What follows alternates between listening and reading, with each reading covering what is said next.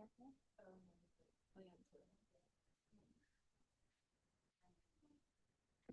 right, good evening, Board of Directors, Superintendent Larios. Welcome, everyone. Can you hear me in the back? I can hear myself, so I think you can hear me in the back. And welcome to those who are joining us online. It is our regular October board meeting today. It is now 5:45 PM, and I will now call this regular board meeting to order. Please stand for the Pledge of Allegiance.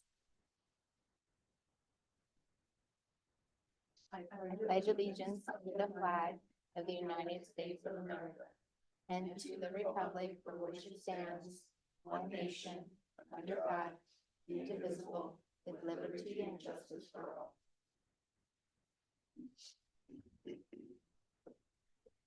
So we all have the agenda before us. Do we have any, I don't think we have any additional agenda items. Correct? No, just from what was published, and released to you, we removed recognition. And then we just shifted the order of executive session to the right before adjournment. Thank you. So do we have a motion to adopt the agenda as amended or presented? I make a motion to adopt the agenda as amended. Do I have a second? I second that. All in favor of adopting the agenda as amended, please say aye. Aye. Aye. Motion carries 5-0 vote. Next item is public comment. Do we have public comment? And no public comment for today. And moving on to item number 3, reports, starting with board reports. Anybody like to get us started on board reports today? Well, I attended the site's educational trivia night on Thursday Oh, you did? at the Ale Cider House in West Lynn. There was teachers from North Marion, Medford, Eugene, Wilsonville, and just myself from Woodburn. So it was a fun night. Third place, I got a reward. Oh, you won that. Is that for sharing?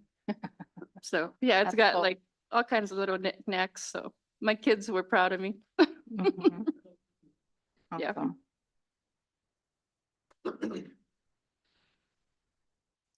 Any other reports? Well, I got to, I've been involved in the engagement part of it. I like sports, so I was able to attend a couple of the football games, the varsity soccer games. The volleyball games have been really enticing. You know, I take my daughter, she loves volleyball, so we've been out to the volleyball, went to senior night last night. Been to my son's soccer games, and like I said, they finished their season yesterday, and they went undefeated for 2 years in a row, and that was cool. And so it's kind of bittersweet, as I was telling them, you know, it's like, oh, that's his last junior high game, and now it's on to high school next year. So I was like, wow, they grow fast. So Mhm. yeah, excited about that. And so been a lot of engagement, and it's great to see the parents encouraging me to come to the games because I'm really quiet. So yeah, it's fun to see that aspect and to be out there and just enjoying the community and the fanship, if you will, and to see our kids just going, giving their best in these sports. So yeah, I'm getting ready for our OSBA annual convention or conference in a couple weeks. Thanks for sharing. Anyone else? I've just been volunteering as time has allowed. And I was at the last football game that we just had at home. And I was awarded the most pink. So the theme was Pink Out Disco, and I got the most spirited for being another parent and I got the most pink. So we got a pink scarf and a little pink football and a whistle. So that was very exciting. So I appreciated that. Fun. So yeah, that was exciting. There's 2 more varsity football games. So that was cool. Thank you. And then I attended the Lincoln Site Council meeting last night. And then also I've just been busy taking the OSBA webinars. Nice. And as mentioned, I also attended or have attended some combination of football and volleyball. I went to the McKay football game at McKay, and our boys did not win, but that was a really, really good game. Yes, they came back and they fought hard and they still kept fighting, and it was just a pretty amazing game. So, and then yesterday at volleyball, a huge community turnout. So it's always just nice to see community come out and support our students. All right, well, thanks everyone for sharing. All right, moving on to the Office of the Superintendent. We have Title and Special Programs Department. Yeah, so I'll invite up Director Cool to come forward, and it's no secret that one of our goals and objectives is to improve our attendance, our regular attenders. It's a goal of ours, and it's a work that's being done and led by Director Cool to collaborate and organize and align the initiatives of the schools to around best practices to support attendance and increase our regular attenders. So tonight we'll hear a little bit about what that plan looks like at its onset and how the rollout is taking shape from the department here down to the school levels. And we'll hear more about what that looks like at the schools when we hear school reports. Well, good evening, board members, Chair Legaspi and Superintendent Larios. With me is Debbie, my data specialist, and I'll have her introduce herself because I did not do her title right justice. My name is Debbie Bolivar. I'm a student data system specialist for the district and work a lot on attendance. Welcome. So we're here to give you an update of what we've been doing for attendance this year. I think like Juan said, it was given to my department, although in the past, attendance has really been something that I try to track as much as I possibly could have at the Welcome Center, and as little as just trying to, reminding the secretarial staff and the schools about some of the kids before they were a 10-day drop or if they weren't registered, if they weren't called in for school, then I try to remind them. I had somebody that actually did that. Now this year, Juan kind of just put that on my department. So I'm excited about it. It's been a lot of work. I feel like we've done a lot of work and there's still a lot of work to do, but it's been good work.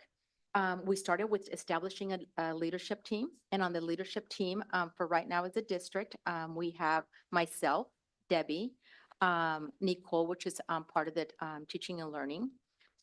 We also have somebody from most of all the schools. For example, for elementary, it's Alfredo, Oscar, and Teresa. So they're going to report to the elementary team, although I almost have the whole team there. Amy wanted to be part of it. So I said, I'm not going to say no if she wants to come and from Heritage and she wants to be part of it. Absolutely. So she came. She was glad to be there, and I was very happy for her to be there. In the middle school, the admin will be Anna. At the high school would be Ricardo. Success would be Jen Dixon. Reporting to the high school or HSCs is Monica and Benito. The parent involvement specialist Nadia will report to the parent involvement specialist. Beatriz from French Prairie and Debbie will be reporting to the secretaries. And then Jose Arredondo from the middle school will be reporting to the counselors and social workers. So that is our district leadership team. On this page, you'll see this is homework for the art committee. As you can see, our district leadership is on the top, and then each of the school sites are named there. I have the admin and or the HSC that's going to be supporting the admin. And then their homework was to say, okay, who's the rest of your committee? And then what time are you holding your attendance committee meetings? So this is something that we want to establish district-wide, that everybody's going to have a team. They've got a functioning team, and then providing support that they need moving forward. Any questions on that? What was the one more thing that I was going to say on this? Just like I said, we're just going to see who the rest of their whole team is going to be. One of the things that's been happening too is Willamette ESD is part of our team. It's not named here, but they're free. And they've been a great support for us. So they actually went out and took inventory of all the schools, except for one right now. I think we're looking at schedules, but they've gone to all the schools to see just how far they're, what they've done, good practices, and just check the pulse of how their teams are functioning. But and I'm hoping that the schools will continue to use them since they are free. And I think we're going to get so much further ahead if we get their support, because the schools are going to get bombarded with all the work that's happening in the schools. And honestly, I need them. They've been, like I tell them, it's like, Sonia, when do you want to see us? Do you need me to see them? Like, look at me. Yes, I need you to make sure that you're holding me accountable to the things that we said we were going to do, because if not, there's a lot of things going on all the time. And that- what kind of support do they provide? For example, when they came in, kind of setting us up the whole district, the foundation for the district and how the team is going to look like for each of the schools, what should be the teams, that making sure there's a team, what are the roles of the team, what are we going to be looking at, what are we going to be doing? So kind of establishing that, so making sure that we have that. So when our team, district team, can really provide more productive and efficient services and support to the schools once they have that team established. The other thing that they do is they're part of Willamette ESD. So on the one, I'm going to talk more about it, but they provide support. For example, community of practice for Everyday Matters is going to happen on the 25th. They provide that service at Willamette ESD, and that is free for us as well. And we've got about 25, over 20 people that are going to that community of practice at Willamette ESD. Do they provide training specific to these areas listed here, or is it just as a whole? They can. They can. So right now, the inventory is like, what is it that we need? What is it that we actually need? That's the work right now. What is it that we're looking for? And what is it that the district needs? Because, right, this is a new committee for the district. And then what is it that the schools need? Because some of them have been functioning, they have a team. And so what is it that they're going to need in order for them to be able to provide some of those things? And all of it's kind of being a community, like a PLC, right? A professional learning community where we can support each other. What are some good practices that are going out there that some of the schools are already doing? What are some things that we still need to find that we're just stuck on? So that's the work. If that makes sense. Did I leave anything out? So we've completed like some sort of assessment already? They didn't, pretty much just to see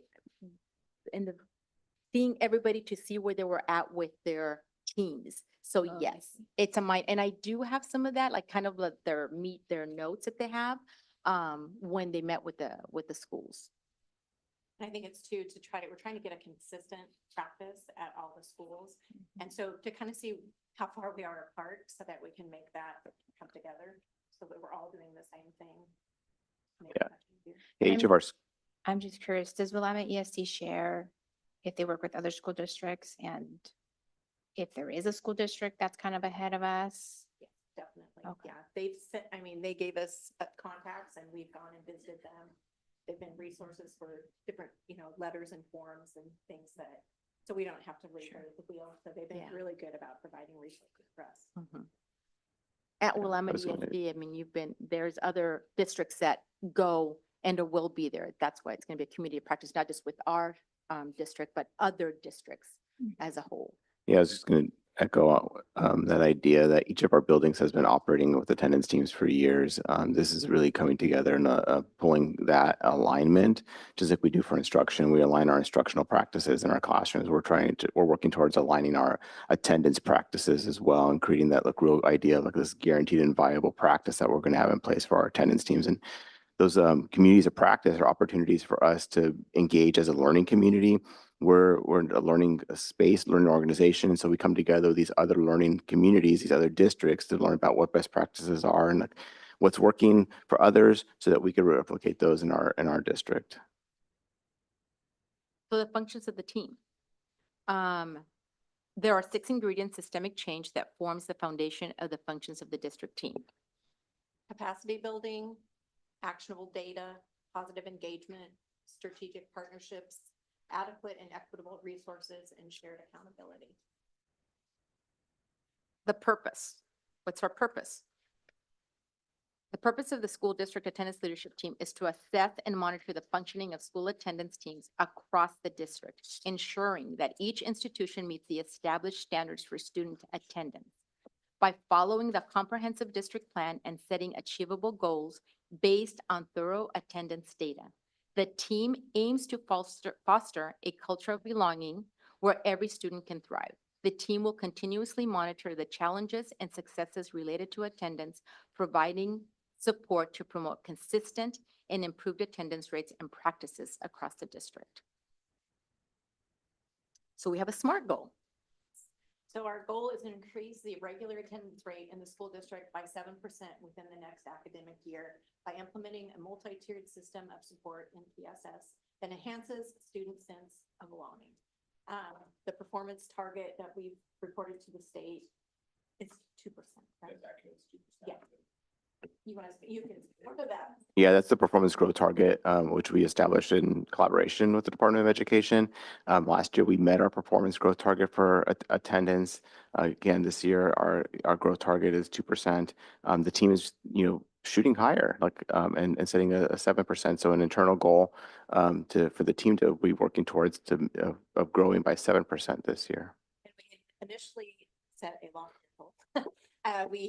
We were going to go for 10%, but after meeting with the district team, we came to a consensus that 7% for the first year was probably Okay. more. Yeah. So just for clarification, We'll say 10%, yeah. Yeah, Versus 10% because we met with the We met with team and them we after we modified. Yeah, sorry about that. Yeah. no, it's so because he said, they met the goal last year. So is this goal based just building off of the goal from last year? Is that what it is? Yeah, the performance growth target is it's a building off of last year's. This goal that Sonia and the team is presenting is just an internal goal that the team set for themselves to strive towards. Because we had schools that hit 8%, we had one that hit 10.2. 10.2%.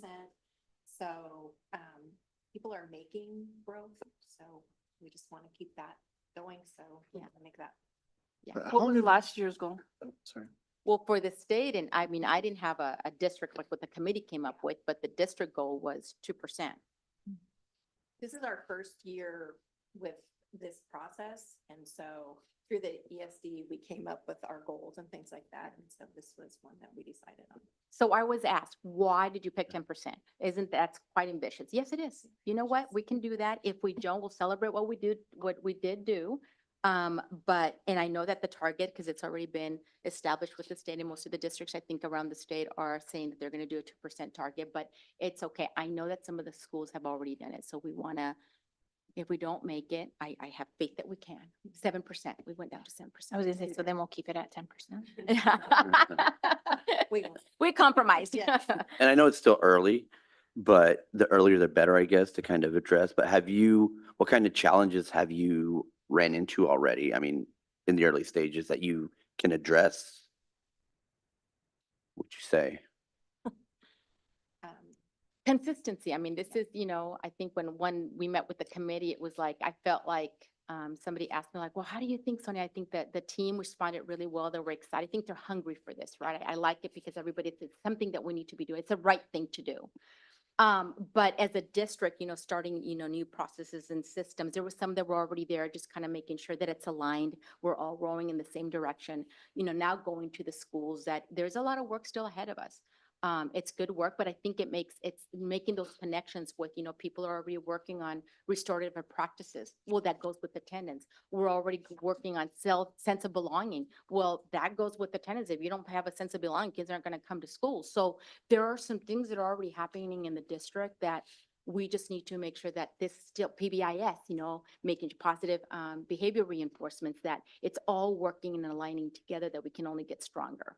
So it's making sure that everybody is consistent. Things are happening, making sure that we got the letters. I mean, And I think the hardest part was like, people want to go from 0 to 100. And so just having them slow down and do a process that is not punitive, just like, we're not going to take you to court or whatever, like right off the bat, but like to find out the reasons behind why kids don't want to come to school and, talk to parents and do some gentle reminders and things like that to try to get them back into school. So it's a series of process, and you'll see that after a bit, instead of just like one letter and boom. So that was a little bit hard because they were anxious for it, and they, it's like, where are the letters? Where are the letters? Well, it's not just one letter now. It's like a bunch of letters And and we- 3 languages. And we so- softened the letters. I mean, Yeah. there was 2 letters before and now there's 5 and we softened. It wasn't so punitive. So, and then we put in the empathy. So we'll see that in a little bit, but it's been a lot, and that's gonna, involve some training with the, principals, with the staff, with the secretaries, with the teachers. So, yeah, there's a lot of work. So on the goal specific, do you want me to continue with this or kind of skip through it? It's just, being specific with our goal, implement MTSS strategies across all, I'm sorry. Oh, did you I'm have a sorry. question? You have a question? Well, I was gonna ask, how long have we been tracking attendance and what's our baseline look like? And I mean, where do we, Yes. we want to grow, but where are we growing from? Do we have that data? I mean, how far back does that go? Attendance data goes back I have it. ages and ages. This last year, we were at 57% of our students are regular attenders. That means that they were attending at 90% attendance. Okay, So 57% of our kiddos were at the 90% threshold. got it. Okay. Thanks. And I did a 3-year comparison of that, so we can Mhm. see the growth, but we could go back farther than that. By each of the schools. Yeah. Yes. And Sonia, I had a question. When you were talking about utilizing Willamette ESD and that they're free, are there some schools and some districts that have already been using this kind of program? They rolled this out. They've already been doing it long before Woodburn and they've been successful. And so like there's already like a boilerplate and a template and they've already been doing it. And so we are bringing it here and we're trying to make it happen and be successful. And we're gleaning different pieces and modifying it to what works here. Is that right? Correct. So, but they've already used it for years, maybe. Yeah. We're just a little bit. Yeah, we talked a lot with Jervis, who has been very successful with theirs Mhm. and got their templates and adjusted them a bit to like our needs. Mhm. But they were valuable to us with Mhm. like how their process have gone and how successful that has been for them. And how successful has it Well, been for they're them? in the upper 70s for regular attenders now. Okay. So, That's Yeah. good information. Yeah, we did our homework, so Yeah. it says, I don't want to be Woodburn the only one, and we're doing things that everybody else, so that child moves to another school, it's not like we're gonna hear from, because it's a small community, I mean, Woodburn is a small town, we're gonna hear everything. Sure. But even from our surrounding districts, we're gonna hear the same thing, so I want to make sure that we are somehow, some way consistent with everyone. Sure. One of the things that I am still doing, and I'm asking Casey to help me, is I reached out to the judge here so that we can see, have a collaborative relationship to see, like, we're not going out for getting parents to get fined. It's more what Jervis is doing, and they've worked out with their judge, is if it got to that point, once all this work has been done, is that, the worst that can happen is that the judge is gonna ask the parent to take parenting classes, give him a warning. But at least have something there and that can support us, because kids need to come to school. But anyway, that's what's still a work in progress. Was a dead end because they didn't know what, they suggested that we talk to our SROs and do another route. So I kind of said, okay, Casey, I tried, please help. So I'm sure he'll be looking into that. But anyway, going back to our goals, so being specific, focus on creating a welcoming and inclusive school environment to improve students' sense of belonging. Be measurable, track attendance rates monthly, conduct surveys to measure student sense of belonging at the beginning, middle, and end of each school year. Achievable, provide professional development for teachers and staff on MTSS and strategies to foster a sense of belonging, allocate resources for attendance monitoring and intervention programs. Relevant, regular attendance is crucial for academic success and overall student well-being. Enhancing a sense of belonging can positively impact students' motivation and engagement. Time bound, implement the plan at the start of the academic year. Okay, we were a little slow on that, but we went slow to hopefully go fast. Review progress quarterly and make necessary adjustments. Achieve a 7% increase in regular attendance by the end of the academic year. So this is current as of October 16th, and I try to get more of the gal that does it for us if we can, and I don't have access to do it yet. So these are the regular attender rates as of October 16th at the different buildings in the district. And they change daily. And they change daily. So because it was like, oh, this one's higher today, oh, this one's lower today. So it'll just go up and down as attendance. And as people take attendance consistently, which everybody's getting much better at. Thank you very much. Okay, so our expectations, it's a attendance policy. And the other one is the processes that we have put in place. Can you, the process? Because they Oh, I already don't know know the policy. policy. All right, now how do I go back? There you go. Thanks, Jenny. Oh, okay, the process. So in the past, what we noticed is that our school messenger calls, which are the robocalls that go out to parents when students are absent, were going out for elementary at 10:30 in the morning. And they were not going out in the morning at all at our secondary and high school.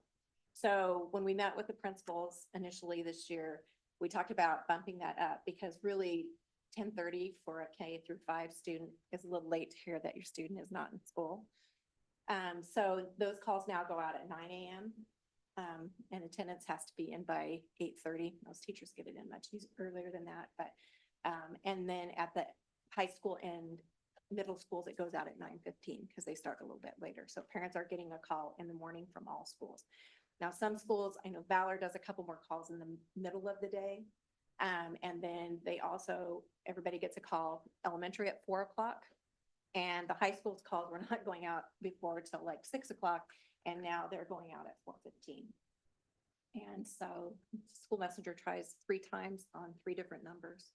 And so we can track people have gotten it, if they blocked their phone number, kind of stuff. So just for safety reasons, that seemed like something that was a little more timely for parents. So then teachers, secretaries, HSCs, that's kind of like one of those things that's got to be decided. We'll not make individual calls each day to every student that's absent, but they'll make it to the high-risk students at the discretion of the principal, because everyone's getting a call anyway from the school messenger. For our high-risk students, HSCs will make calls and home visits to students or no-shows or 10-day drops until we can confirm that students have moved out of the district or are re-enrolled in school. Because that like 10-day drops has been like one of the big issues. It's like they've dropped. Okay, where did they go?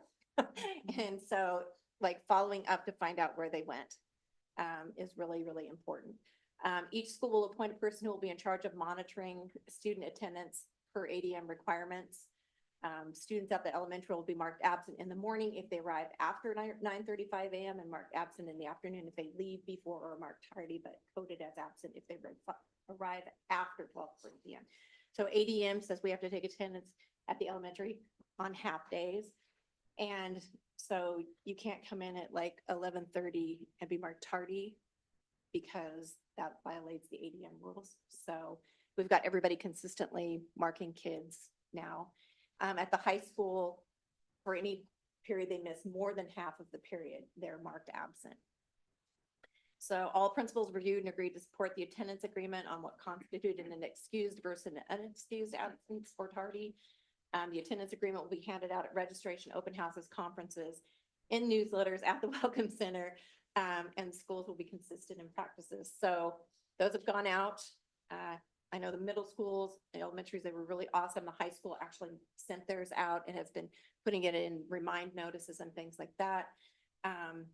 We're going to adjust it a little bit for some feedback that we've got some other districts and what theirs looks like, but we try to create one that was pretty standard to what other districts in the area and in the state and according to the ORSs have done. So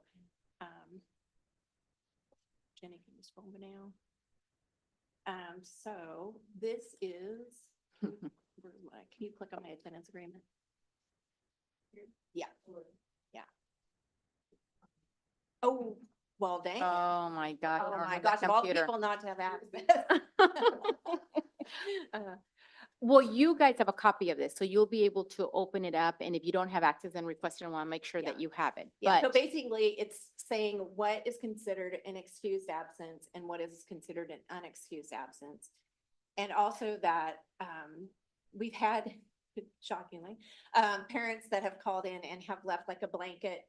If my child comes in tardy or if they're absent, just mark them as excused. And it's like, so we put that out there clearly that you can't just call in and say, every time your child is absent, we're going to mark them as excused. Not only is it a huge safety issue, it's just not, it's just not okay. So parents all got a copy of that. We haven't really had any pushback about No, the agreement. We've given no. it out at the Welcome Center, so. Mhm. The schools have, yeah, Yeah. it's been working The out. addition that we're gonna make is about like that the school is like we're a closed campus district. And that when you call your, you call and let your student go home at lunch and they don't come back, home is not an excused absence. And just some additional things about closed campus, so.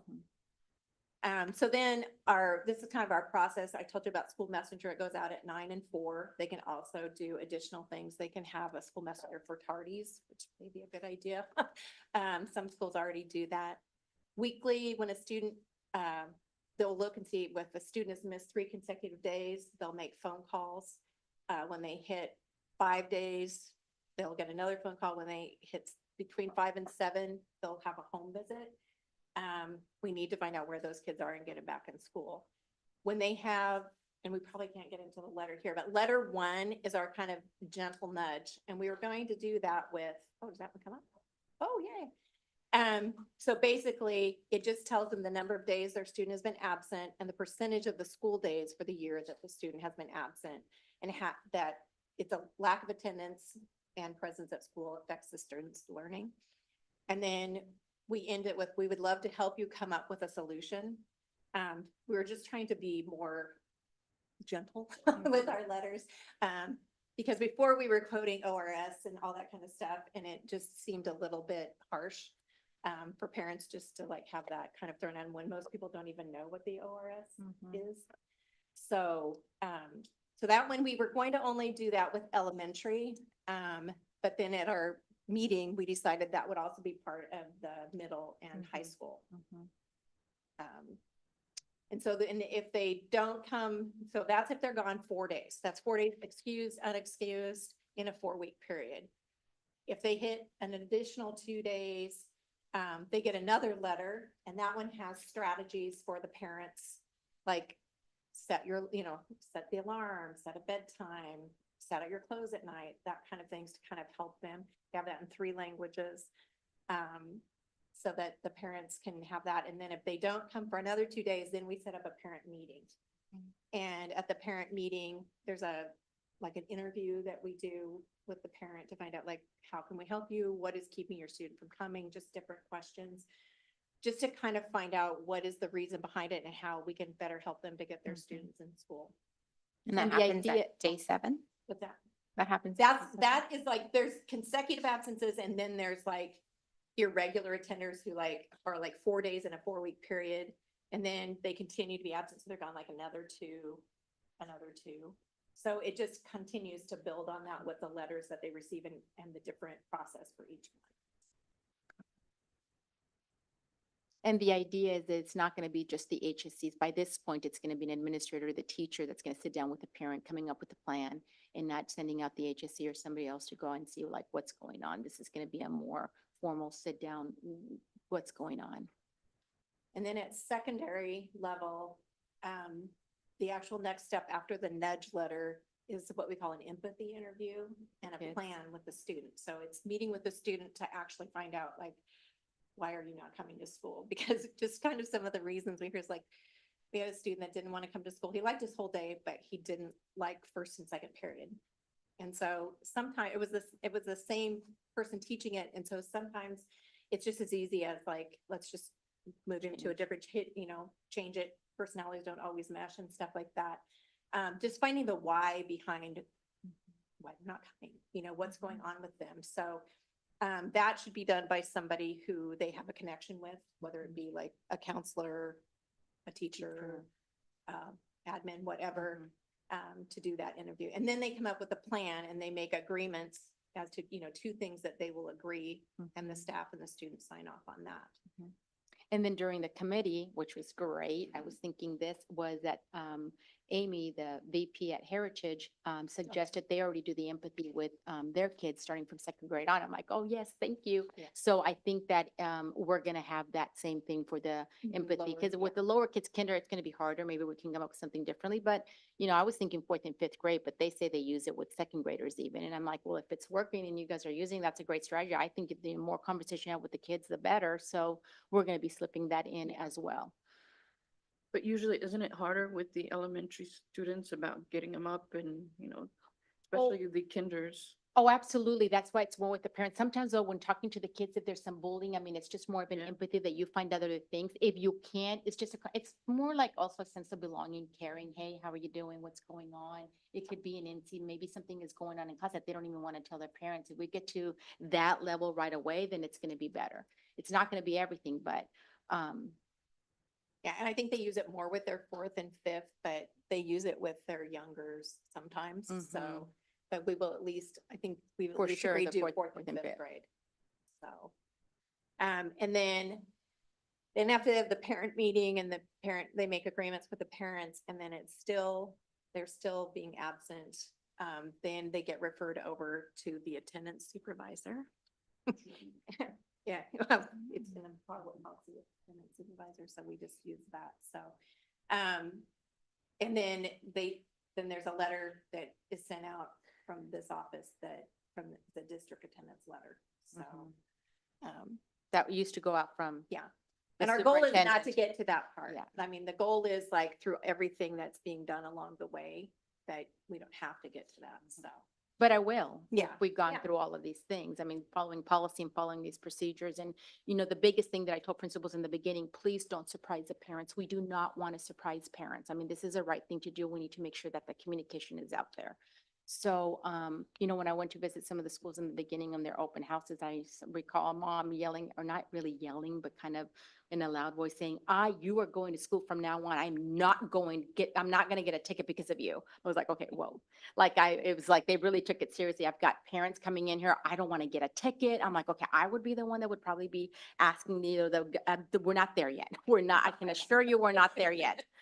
So the community is kind of hearing things in there. I mean, it's not a threat, but at least they're listening a little bit. I feel like a little bit more. So we'll see. Anything? Yeah, no, we can go back to the slideshow, I think. So Okay. anyway, if you can see more, look more into it, you can look at the letters, you can read them. I'll make sure that you have access to the letters and all the everything that's in there in the process. We kind of broke it down for elementary, middle, and high school. There's a couple differences between elementary and then the middle and high school. But I said, you know what, just give it to the middle and high school just to be as clear as possible. Because there's a lot of information. It's a lot of steps too, and we want to make sure it's as clear. Clarity is kindness. So trying to be as clear as possible. So quick overview of developing the attendance plan. So we partnered with Willamette ESD. Myself and Debbie have visited and gathered information, like we said earlier, from other districts on their attendance procedures and best practices. Debbie and I met with all the principals in early August to discuss the attendance it would now live in my department, and came up with agreements and shared the work that would be happening at district level and school site level. We would all be following a system, structures, and best practices, and to establish, and we have already established that attendance is the whole district's goal. Willamette ESD has been to all the building sites except for, no, there was 2 at that time. Now there's 1, and I'm sure they're in progress of getting together here soon.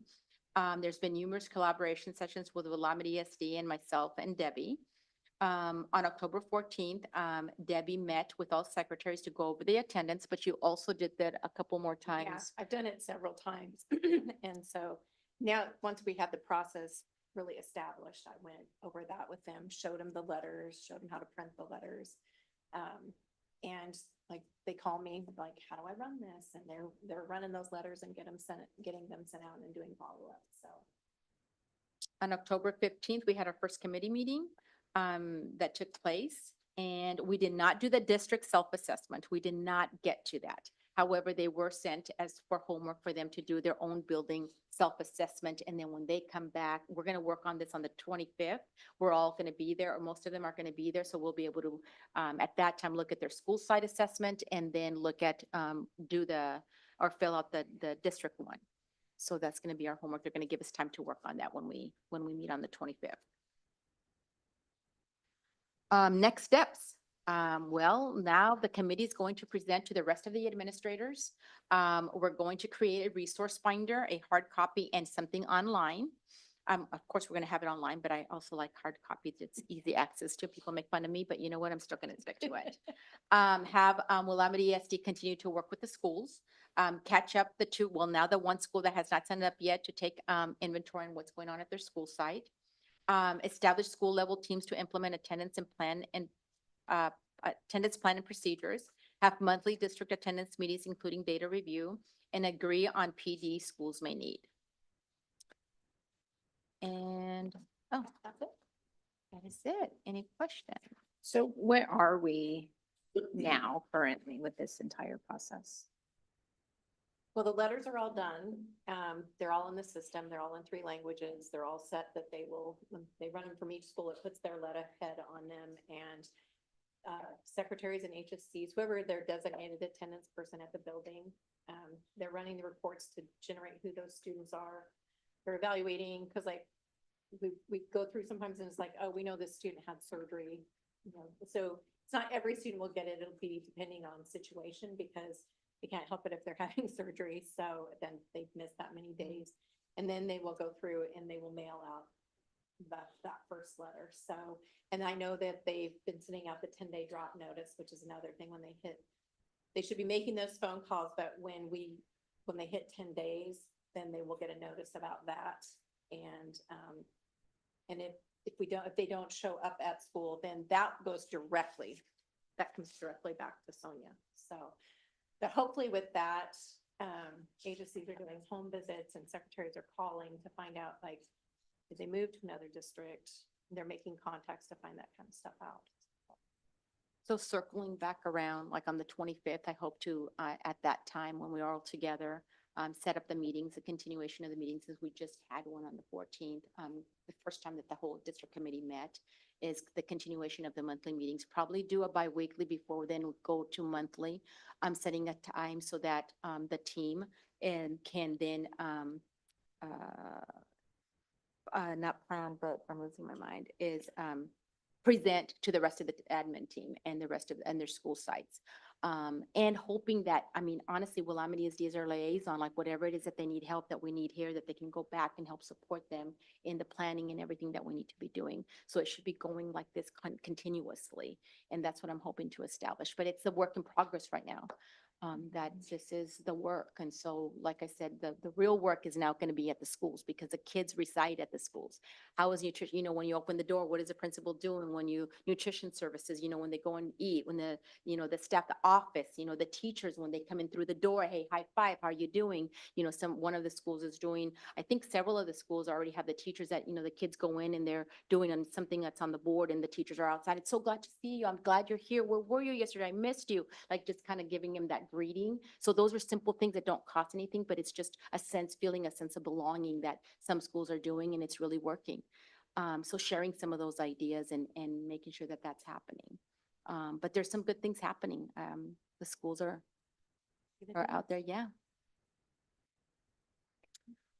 So one of your main functions here is about building capacity to do this. So are you saying we currently have the capacity to do this? Or are you focusing, if you're focusing your efforts and capacity on one area, or is it dropping off in another area?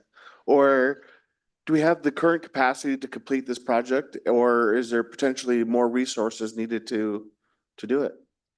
I mean, yes and no. The number one is I believe we do have the capacity, because the biggest impact on a child is the teacher. Sure. The teacher in the classroom. It's going to be maybe the principal when they come in. It's going to be the office when they come into the office. That is going to be your biggest impact. Kids want to feel a sense of belonging or that somebody cares. So as far as that's concerned, there's a lot of work that we can do. We can all work in getting better and, you know, being welcoming, working on that. I want to say customer service for us, but even as adults, you know, with our kids, doing that. If we were to all do that and we can say we're doing it well, then I can go to the next level. But right now, I'm trying to focus just on that, especially with people are still working on PBIS. Well, that's positive reinforcement. Where are we with that? Restorative practices, like schools are working on, like where is that really, is it working? Are we implementing it? Are we really doing that, or are we just talking about it? So there's a lot of things that, like, I'm only responsible for what I can do. A teacher, what can you do? If we take responsibility in that way, I think that we can. Can we use more help? Absolutely. I'll be the first one that would say, well, yeah, but what do we have and what do I have to work with? You know, any school will say, I mean, the first thing that one of my principals said was, What are well, the how much resources? money? And I'm like, you? Like, I mean, your teachers, you've got I have nobody over here. I'm the district. Said What- resources, we didn't say money, right? Yeah, I was like, I don't have the kids, you guys. The kids live in your school, like they're there. Mhm.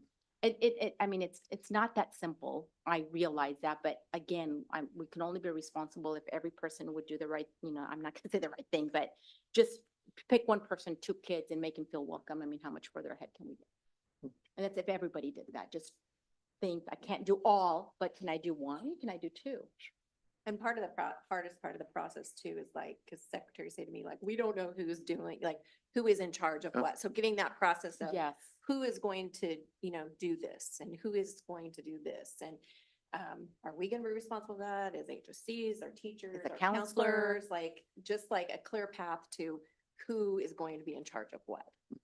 See, that's my Thanks. part too. So like when you're asking that question and what I'm hearing is like, we need more hospitality personality. Everybody needs to be hospitable. But then on the flip coin of that, when I'm looking at this chart and I'm wondering about like the internal audit side, and we were just to pick a school, so then if we say, for example, Success High School. So then Jen Dixon is going to be the responsible party to ensure that attendance is taken properly and that all of the data is gathered at that school and that all of the things that you mentioned, that the flow is going to happen in regard to the calls, the 10-day drop-off. All of that is going to be happening in regard to the collection of the attendance, the monitoring of the attendance, all of those things. So all of these people in yellow are going to be like junior auditors. Is that right? Some of this work is already happening. They already have Right, to of make sure that they course, do this. I mean, of they have to course. do the ADM But this report. is, but what we're kind of saying officially is, ladies and gentlemen, you are basically taking the bull by the horns, and we need you to really be junior auditors of the attendance and say, yes, this is where we've really got to make sure that things are happening because we need the numbers. We need to know where the We students know where are. those are, yes. And it's got to be accurate and it's got to be turned in because attendance matters. Yes. Every day Right. matters. Yeah. Right. Yeah. Okay. Yes. So then adding to that, I mean, how do you keep the system accountable to what you shared with us today? The Through plan through, I mean, The you have data- 8 buildings here, and so how do you keep people accountable to We did to buy follow an and have attendance consistency? monitoring program, which does allow us to kind of see like, and they can mark, like when they send the letters, they can mark that those students have been notified and I have access to all of them. So go in and like look at things like that and, follow through. Have you sent your letters? Are you notifying people?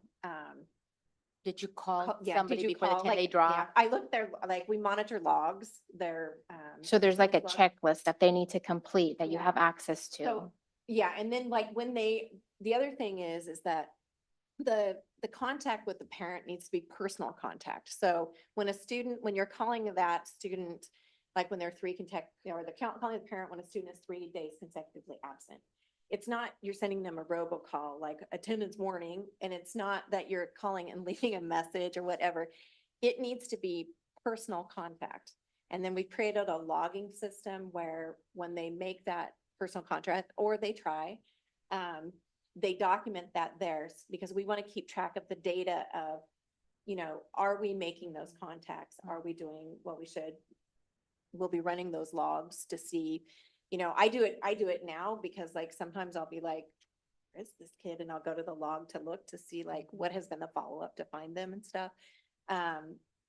Secretaries are they're really good about logging that, and we're just getting the process down a little bit tighter on that, so. Debbie, last year before attendance was put in my department, we were stressing about attendance and where the kids have been. And so she we were looking at this program that is now the new program that where all the letters live. And that is something that you can kind of monitor. You can look to see, and it's not like, and I got you to the school, so I don't want them to think like, oh my God, I'm monitoring. And yes, we will hold each other accountable. There's nothing wrong with that. But then how do we help you? What's going on? If indeed you have and you don't have the right staff or you don't have enough time, like what's going on? I can't help you unless I know what exactly is that. You can't say it's everything, which, well, no, it's not everything. Which part is it that you need help in? So I think that this will help us in looking at and the. it has a data. dashboard system, so the kids have access to it as well, and parents can see the dashboard system, so they can see exactly, you know, how many times their student has been tardy. They can drill down and see what days have been tardy. And so it's, I know, like, I love data, so I had a lot of fun with it at first. You know, I was like, oh my God, you know, 300 tardies. So it is just a real eye opener. Like when I first showed secretaries and like, we were like, you know, let's run anybody who's been in school less than 50%. And it's like, there are kids who've been in school less than 50% of the time last year. And so, and then we started looking at tardies and like drilling down to see like, oh my gosh, there's like 10,000 tardies first period. So then like drilling down to see like who the frequent flyers are and like, what is the common denominator for why they might not be coming. So it has a lot of power and like parents will be able to see it, kids will be able to see it. So that was long-winded, but Yeah, yes, yeah. we're trying to get better and just really getting comfortable about holding each other accountable. I mean, it's something that people are uncomfortable with and we, it's okay. Like, we're in this together. We're at same goals, same outcomes. So how do we do it? And it's not gonna be always peaches and cream, so. Thank you. Any other questions? Thank you so much. Well, thank you for doing this. We look forward to hearing more about this.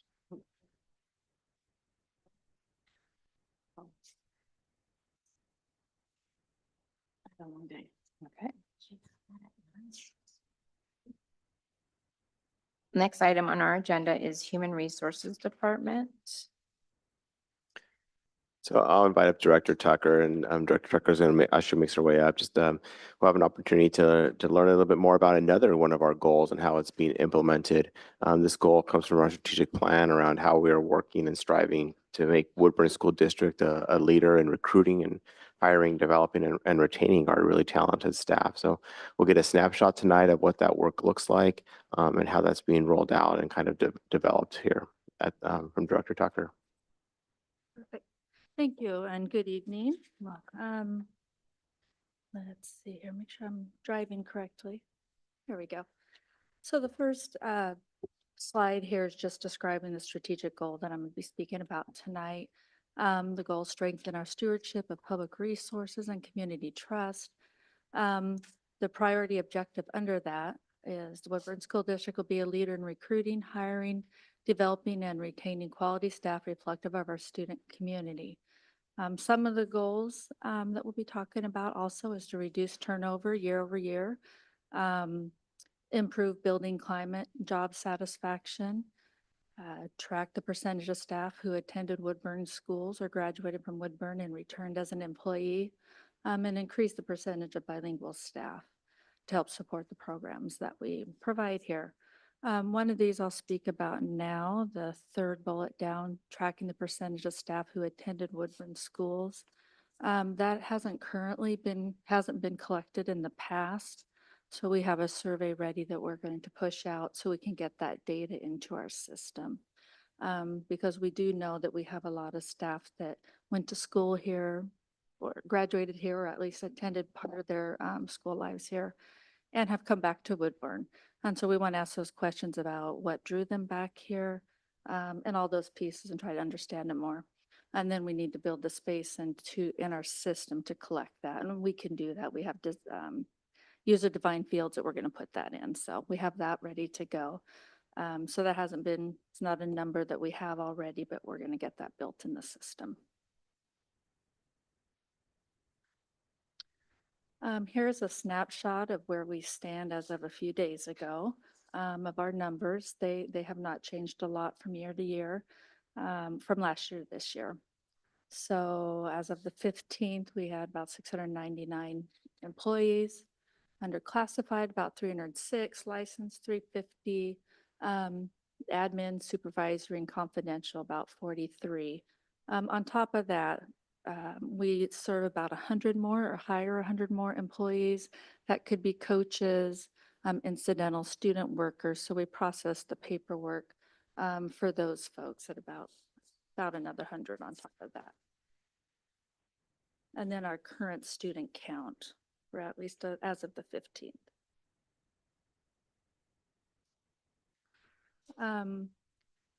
This slide or this graph we showed last year, so this is just an update to that information. Again, a lot of these numbers are very similar.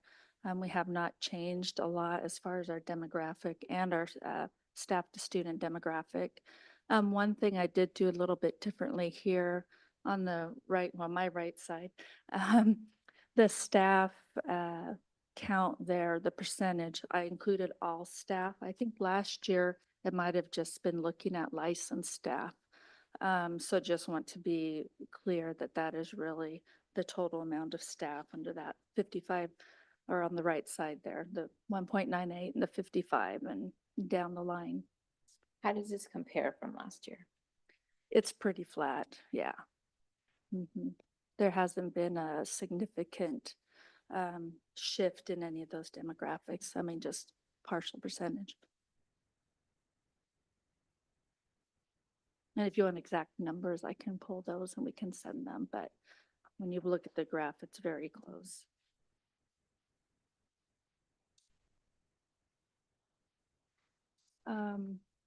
Our turnover rates, so we had a goal of reducing that by 0.5%, and going from last year for 22-23 to completing 23-24, it was significantly lower.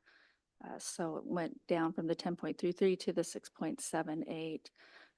Just so you understand what I'm including in there, I pull out retirement and I pull out temporary employees, just because we know that they weren't intended on continuing, and retirement is just a category that lots of times isn't impacted by climate or isn't impacted by other employment decisions. So we just kind of take those out so we can compare apples to apples across the board there. What is other? Other is going to take an employment in another school district. Unknown, sometimes folks don't share where they're going.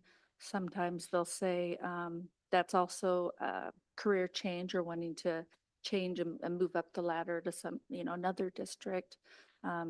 Could be outside employment. There's like 8 different ones there. So do we do like some sort of exit survey? Yeah, I'll have a little bit more info Oh, about that. And sometimes it'll clearly say, health reasons or family, families moving. It's just a whole variety of things.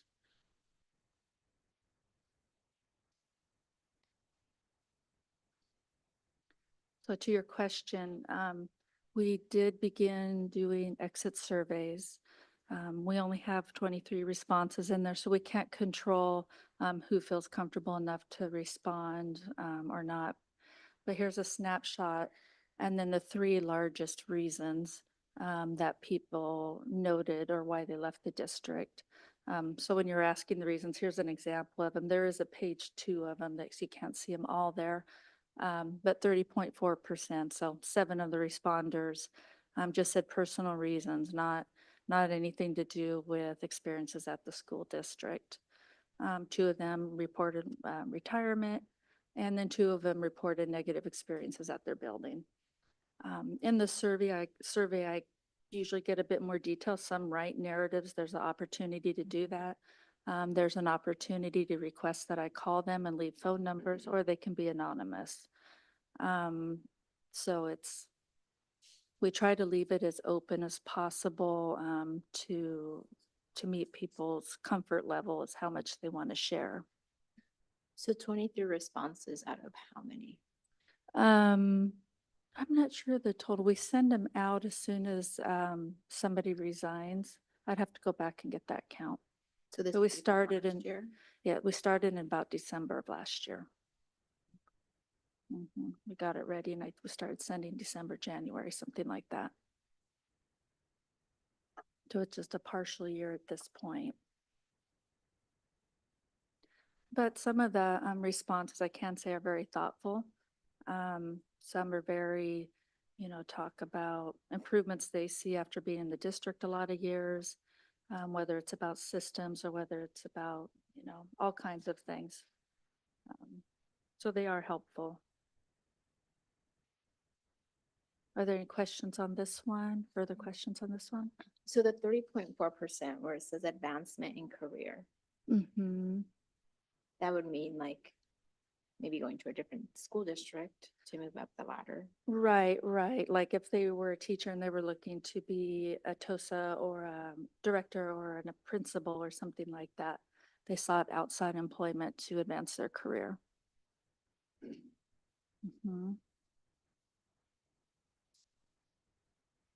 Are there any more questions on that one?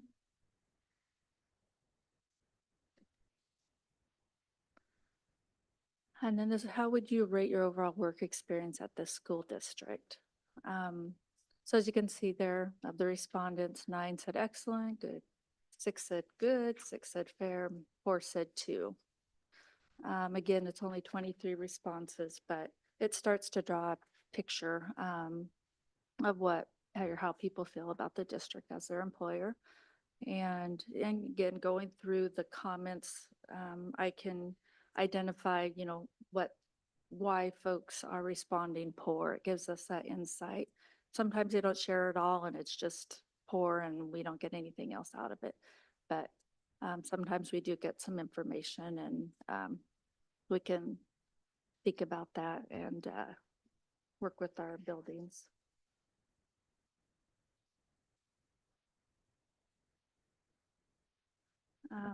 Some of the things in the district that we do for retention or in supporting employees is around our district mentor program. We'll talk a little bit more about that. Staff wellness activities, of course, our benefit packages, teaching and learning opportunities, and then our Grow Your Own programs.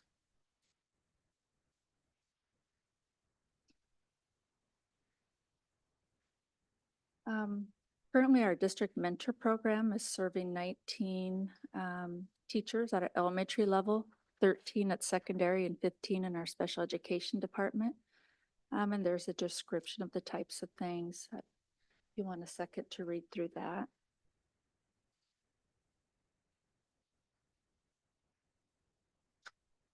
How many mentors do we currently have? We have 2 special education mentors and 2 general ed mentors. So is there a certain ratio you try to keep from mentors to teachers? And has that increased or decreased over the years? Or coaches or? So those are those all two different things? Yeah. Yeah, they're also Okay. different things. We don't, as far as, directly adjusting those to the number of staff. It's really more budget related. Budget related. Okay. Mhm. We know, as we've had less turnover and fewer hires being made, the number of mentors has stayed the same, so that they're working with a smaller caseload. Thanks. So how do you measure the effectiveness of this mentor program? There's a little more information as we go through to the next slide. That I think will answer your question.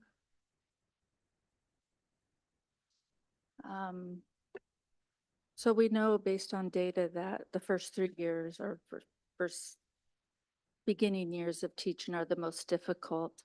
And when I asked for the data from our mentors and looking at from the first year to the second year, 100% of them are still in education, 89 of them with the district. I believe they said that 1 or 2 had to move, but they were still in education.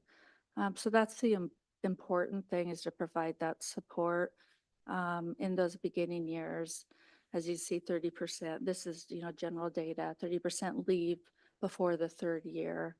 And so having those folks to go to for any kind of support, it really is anything that a teacher is struggling with, along with other staff members that they can reach out to, other supports in the district. But the mentor program, they do spend 1 hour a week observing the teachers in class. And then outside of that observation time, then they meet with them outside of that as well. So it's not just 1 hour per week, it's that time plus the support where they're working with them outside of that.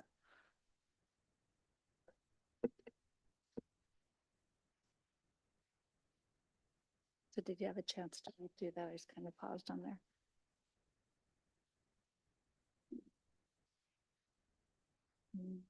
The next one, mentors provide professional development areas of classroom management. So these are some of those spaces that are stressors to our educators that they can come in and provide some more support. The beginning of the year, they do a 3-day orientation, and that's to bring the cohort together.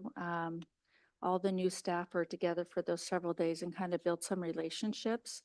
And then have that open space just to ask all those questions and get oriented to the district before everybody else comes in. And then just the last statement there that folks have shared, without the mentoring, they would have not made it as a beginning teacher.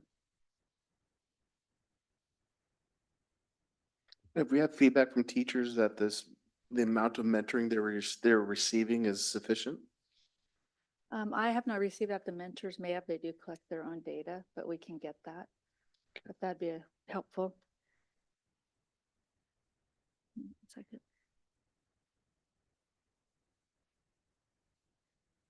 So I'm a little confused. Is this your measurement? This is when I'm talking about this, I'm talking about the different programs the district has as a whole that help support retainment. Right, so I know what exists. My question is, how effective is it? Like, how do you measure its Mhm. effectiveness? So If you going go back back, to the last previous Right. slide, yeah, there's some. so looking at how many staff stay with us and stay in the program. Because we know in the first several years that oftentimes teachers move on. And for us to be able to maintain those teachers by supporting them with the mentor program, that would be where that measurement is. So I'm hearing you say that the program is effective because 89% of them stay in Woodburn. So Mhm. because they stay, it means that the mentor program is working. Well, in this case, and we're just speaking to that particular stat, there might be a lot of other reasons that it might be part of some of the things we'll talk about. Could be the salary and benefits as well. But this is just one piece that helps support staff.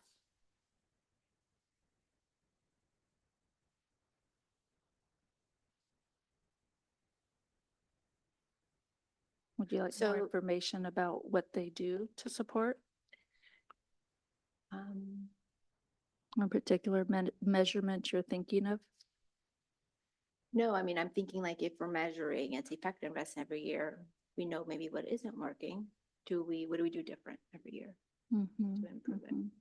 Well, they do survey the teachers each year that are in that program and get Okay. feedback. I don't have that, it goes to them. But that's one way that we can learn about additional things that they might need as times change. Mhm. And requirements change.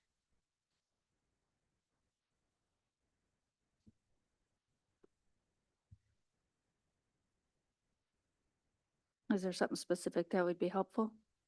Oh, not at this time. Okay. So another item that the district has, a very active, and I think Jenny over here kind of leads this, this program. But I do think it adds some fun to the district and some activities to kind of build that climate as well. So we have a wellness program, Staff Wellness Warriors, they call themselves. And here are some goals that are out there. But they provide fitness classes like pickleball, mat Pilates, and passes and different things like that. But this is all in an effort to improve wellness, build some camaraderie with staff, and as they show here, it's the emotional well-being and mental health piece of it. When did these events occur? In their typical workday, within their 8 to 5, type of, No, this is typically- after hours or weekends or? Yeah, typically outside. And some of the competition type things might be a little bit kind of embedded.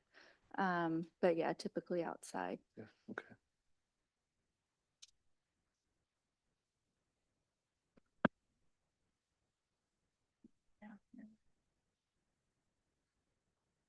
Are there any questions about some of those things?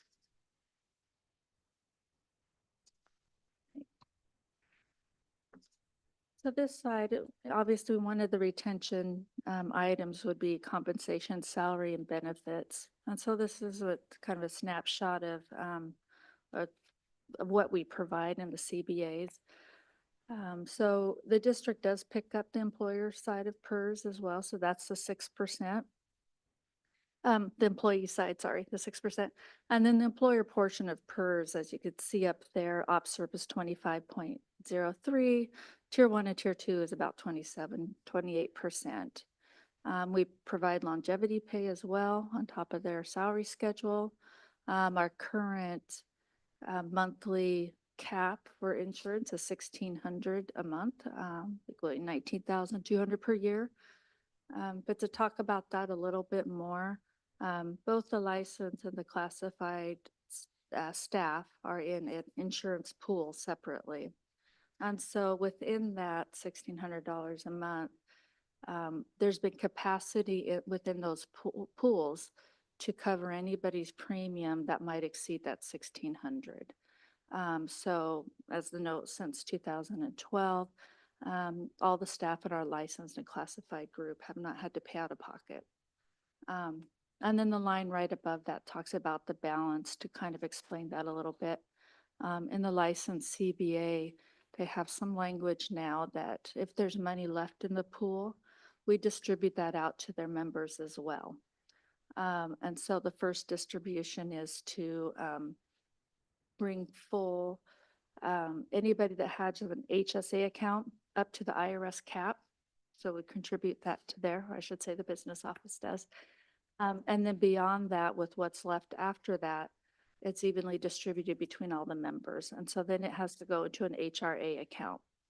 So between those two pieces there, it's a significant number that we contribute on top of that. And then as you go down below, also on top of our salary, we have many different stipends or differentials built into the contract. So if you're in special education, typically you're going to get a 10% differential on top of your placement on the salary schedule. And then if you have your ESOL endorsement, which we do as a district include on their contract, if you're going to be in the classroom, we expect folks to get their ESOL endorsement. Our goal is within the first 3 years. Many of our newer staff, that's embedded into their programs. And so lots of times they come in with it at this point. So as soon as they're hired, then they would qualify for that ESOL endorsement on top of their salary. And then the next couple, oral language differential. So this is all about bilingual. And so there's the oral piece and then there's the reading and writing piece. And so they're two separate ones. Somebody might qualify for the oral portion, but not the writing piece. So that's why we have those listed differently. So they would receive a maximum of an additional 9% between those differentials. So prior to bargaining, Mhm. I think the kind of like the average salary and benefits for a teacher was about 119,000. What is that number like now? Right now, I'd say that would be significantly more, maybe, Sarah, do you have that off the top of your head? Mhm. And speaking of bargaining, we will be bargaining with both groups this year, going into next year. So we're already starting to work on collecting information, mainly about the language pieces that might need to be cleaned up or changed and all those, just with both groups. So it's a time where we really study CBA, see what's been working well, see what may not be working well, and we need to spend some time clarifying. So we'll be doing a lot of work over, well, between now and until we get it done. So, And I'm sorry, I don't know what MA stands for. masters. Oh, master's. Okay, thank you. So in the salary schedule, there'll be like what masters plus 0, that's a brand new teacher.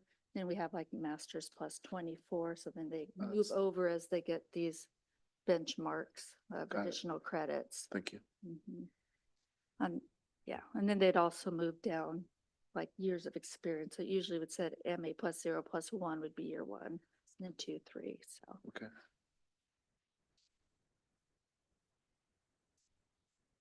Are there any questions on those pieces? So this is only for master's level. Do we have bachelor's only? Well, we do have bachelors also. I put the masters there because the way those differentials are written, they're just based on the masters.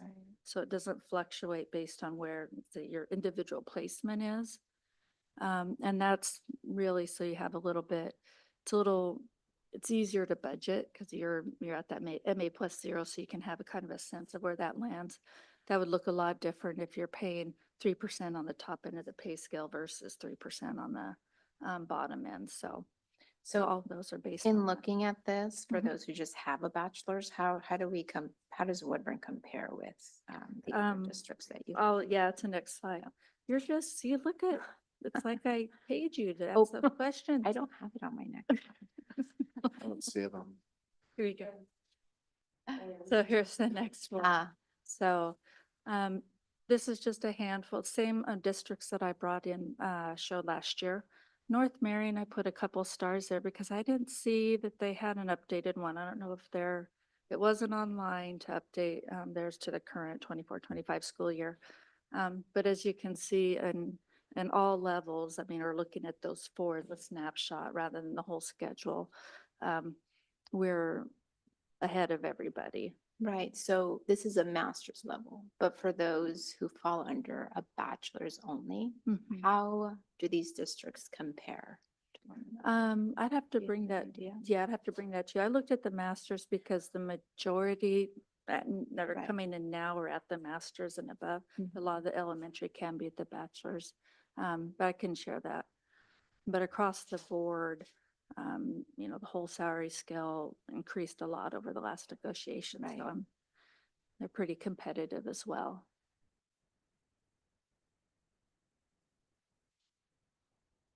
That kind of gives an idea there. Are there any questions on that that would be helpful I could share or send out to you? So for the Salem Kaiser, is that from their most recent bargaining? Mhm. Mhm. Yeah, that was their 24-25 that I found online.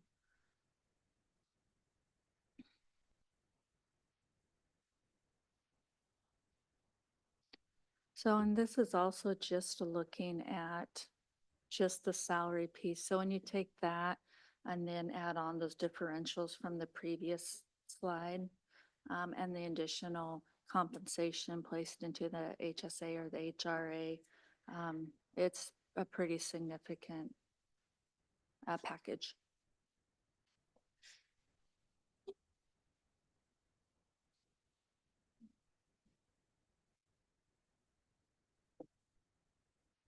But if there are more detailed, just for, as we're going to negotiations, we're gonna be pulling all this information and we can share if that's helpful.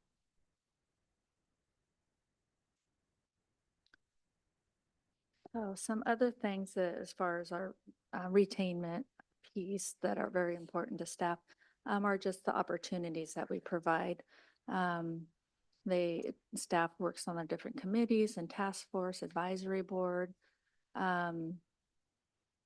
During our November in-service, a lot of them come and also present their professional development facilitation during our sessions there. We'll have that during the week of Thanksgiving.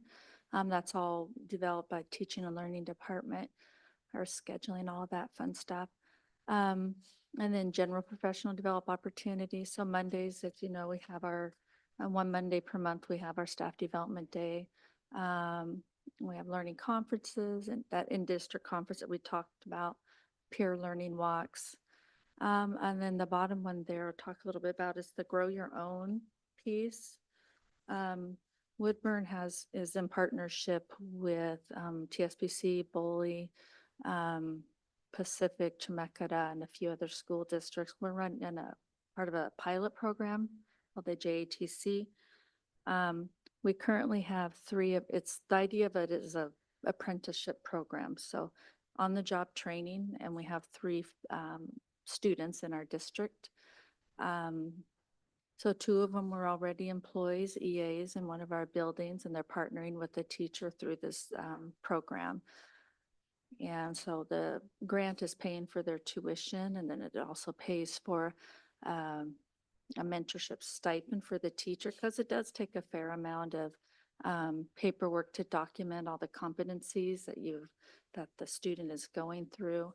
So ultimately, they can earn that teaching degree through learning on the job and meeting those competencies. So, and we have one that's a math apprentice at our high school.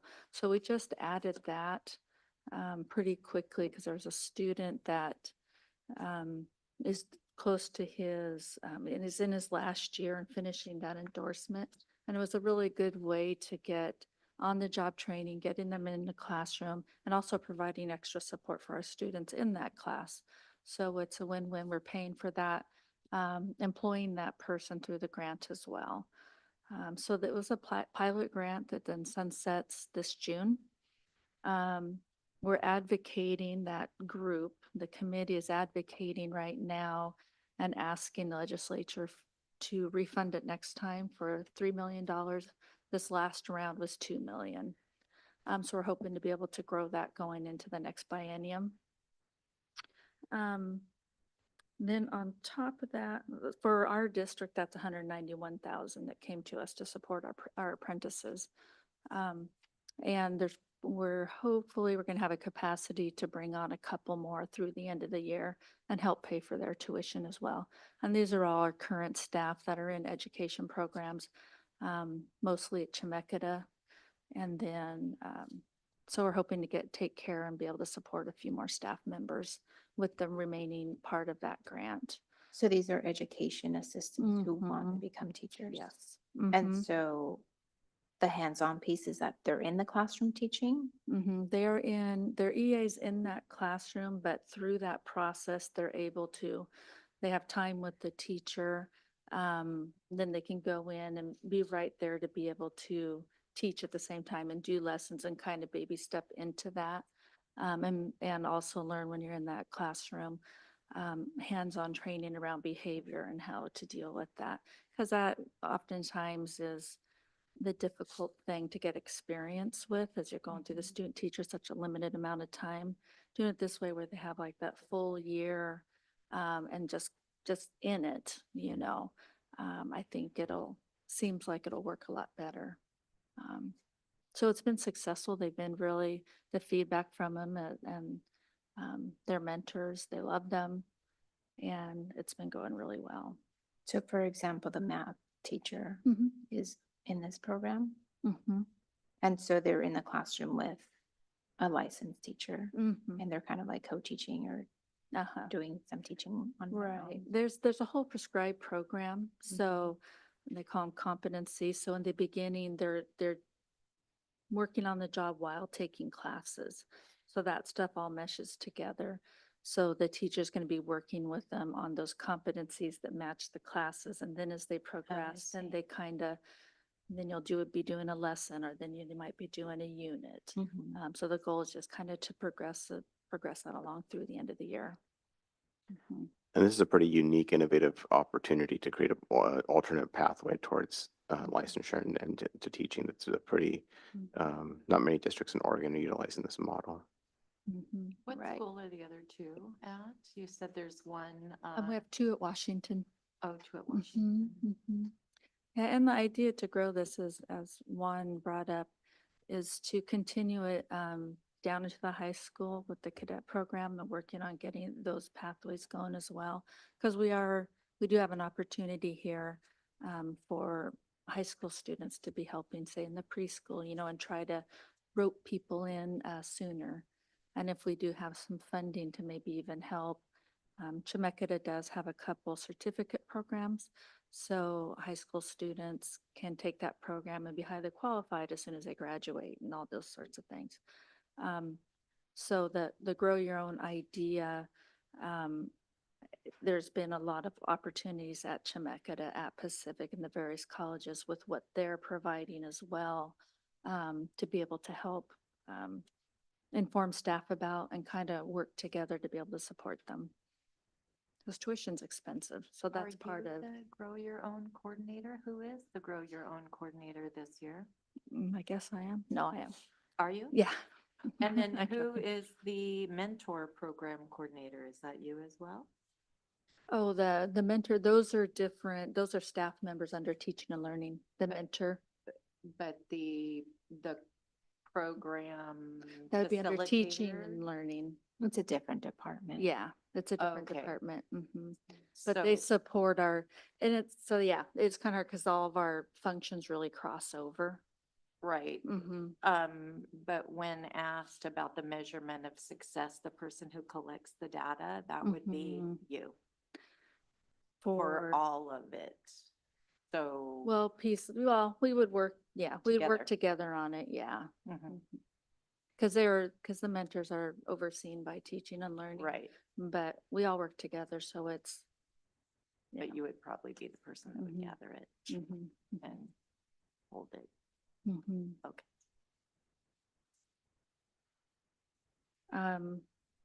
Let's see, and so we do have a couple more grants that we're involved in. I was gonna say that Chemeketa just received a $3.5 million grant. And we wrote a support letter for that. So we're in partnership with them. And the focus of that one is to really help support educators in their final year of their schooling, because they have to do the student teaching, which oftentimes mean you can't work your normal job because you're in student teaching. So that grant is supposed to really target that kind of final year to get folks in the classroom. So they have an advisory committee. They're just starting that up. So we don't know exactly what that looks like completely yet, but we'll be working with them with that grant as well. So help me understand how that works. So students at Chemeketa, for example, are getting their associates to transfer? Or is this Mhm. part of the Chemeketa program? There's all, because they have other partners as well. So they were like the Oh, grant okay. writer, and then they're partnering with other Oh, I see. institutions along with us. Okay. But we work so closely with them lots of times when they're developing these things. They're like, hey, do you want to be a part of this? And so we're always willing, we want to do that. Anything we can provide, any extra support we can provide or opportunities, whether it's for staff or whether it's for our students. So.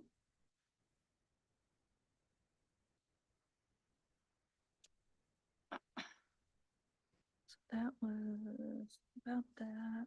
Are there any questions around any of that?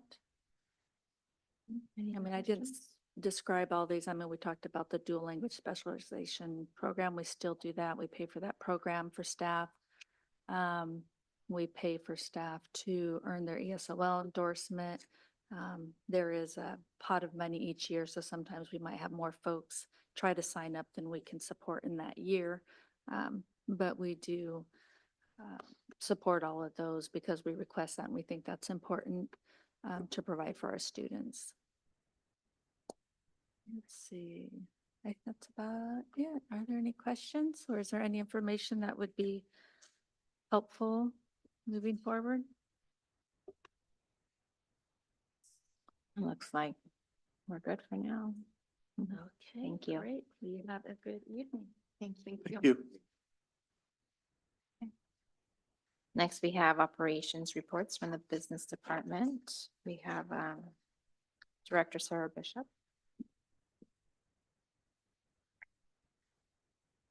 Good evening, everyone. You have your typical financial report in front of you, and it's kind of a nice segue to come up after HR. Because 80% of our costs in the general fund are related to staffing. So when you see this report every month, truthfully, it's not very exciting because our staffing costs are projected after the first payroll and they will sit there for the remainder of the year. So a lot of the changes you see in the expenditures are really related to small purchases.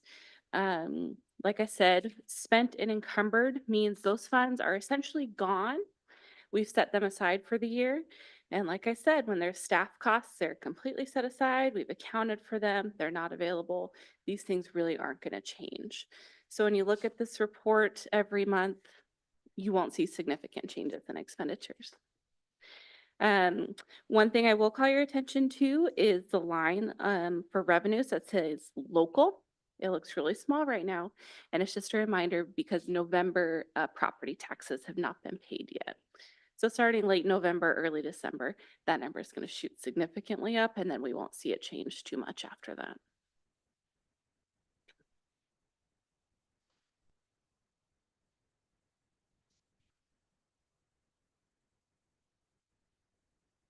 So a couple fun things related to Nikki's presentation.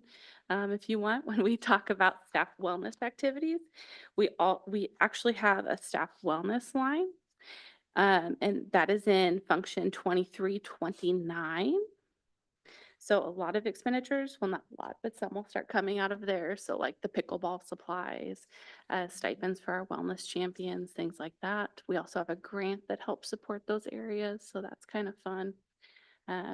Staff costs come out of all of these functions pretty much that you see on here. Can't really pinpoint just one. But anyway, kind of interesting.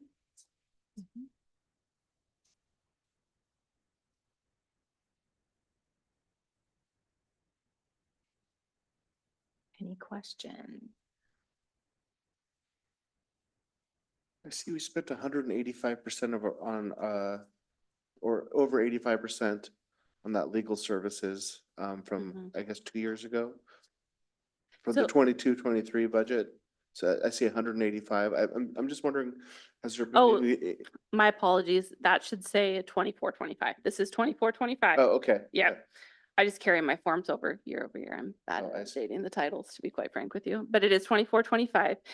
Jenny does a fantastic job of encumbering ahead of time what she thinks legal costs might be. HR also uses those lines. Okay. So if there's something coming up or there's been large needs of the district or we foresee something coming, Jenny encumbers those funds. That way we can be planful going forward. Jenny, I'm giving you credit here. I hope you don't mind.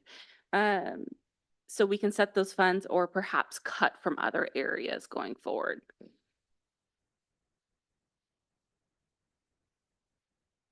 So this should all say 24-25. It then. should. Yep. Okay. Yep.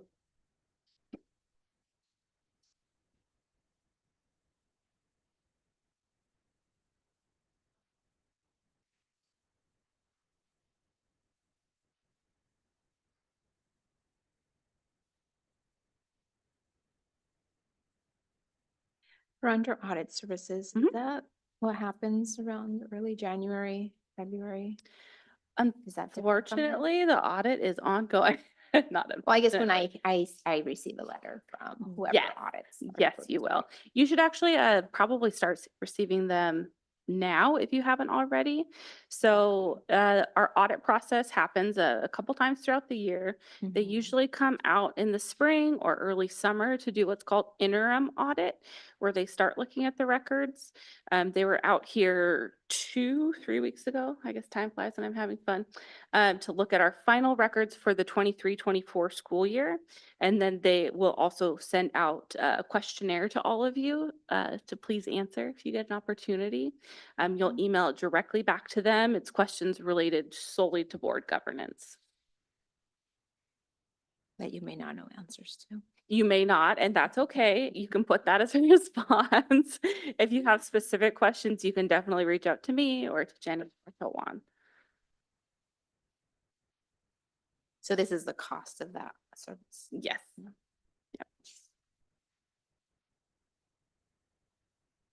The annual audit is required by the state of Oregon.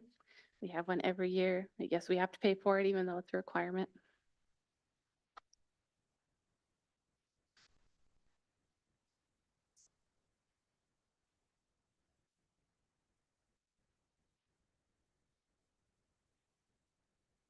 You still have at least 40%, 60% to collect. For property taxes, is Well, yeah, that what you're looking at? for the revenue. Yes, absolutely. Again, we don't receive our property tax. Our first payments don't come in until late November. Yeah. So we won't start realizing some of that until then. But that's typical.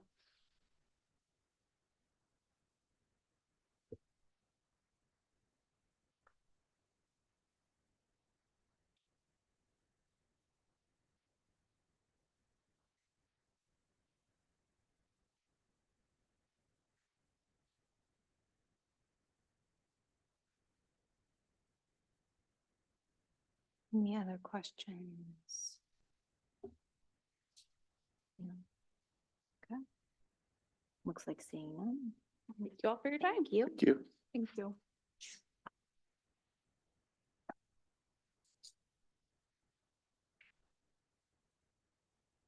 Okay, item number 4, we have Arthur Academy presenting their 2023-2024 annual report.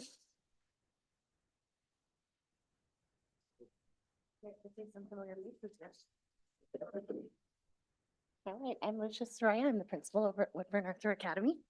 I do recognize almost all of you. That's fun. All right. Thank you, Jenny, for running the slideshow. All right, so this is our annual report from last year. Oh. Thank you. So what you have, is that different from what we have in our packet? No, Or I have the this same, supplemental? I have the same things. Oh, she has a report and then she has the slide. Yes, Um, I have two different things going on here. So you do have the slides in the packet. Starting with two, 20. 23. Oh, I think mine is from this morning. Page 26. Oh, I see. Got it. Good. All right. So our mission is every single student, regardless of ethnicity, parental income, learning difference, culture, or native language, will become a fluent reader and will master the academic and intellectual skills necessary to succeed at the next level of schooling. Our motto is very simple. It's pay attention, work hard, get smart, and be proud. And we have our kids say this to us all the time.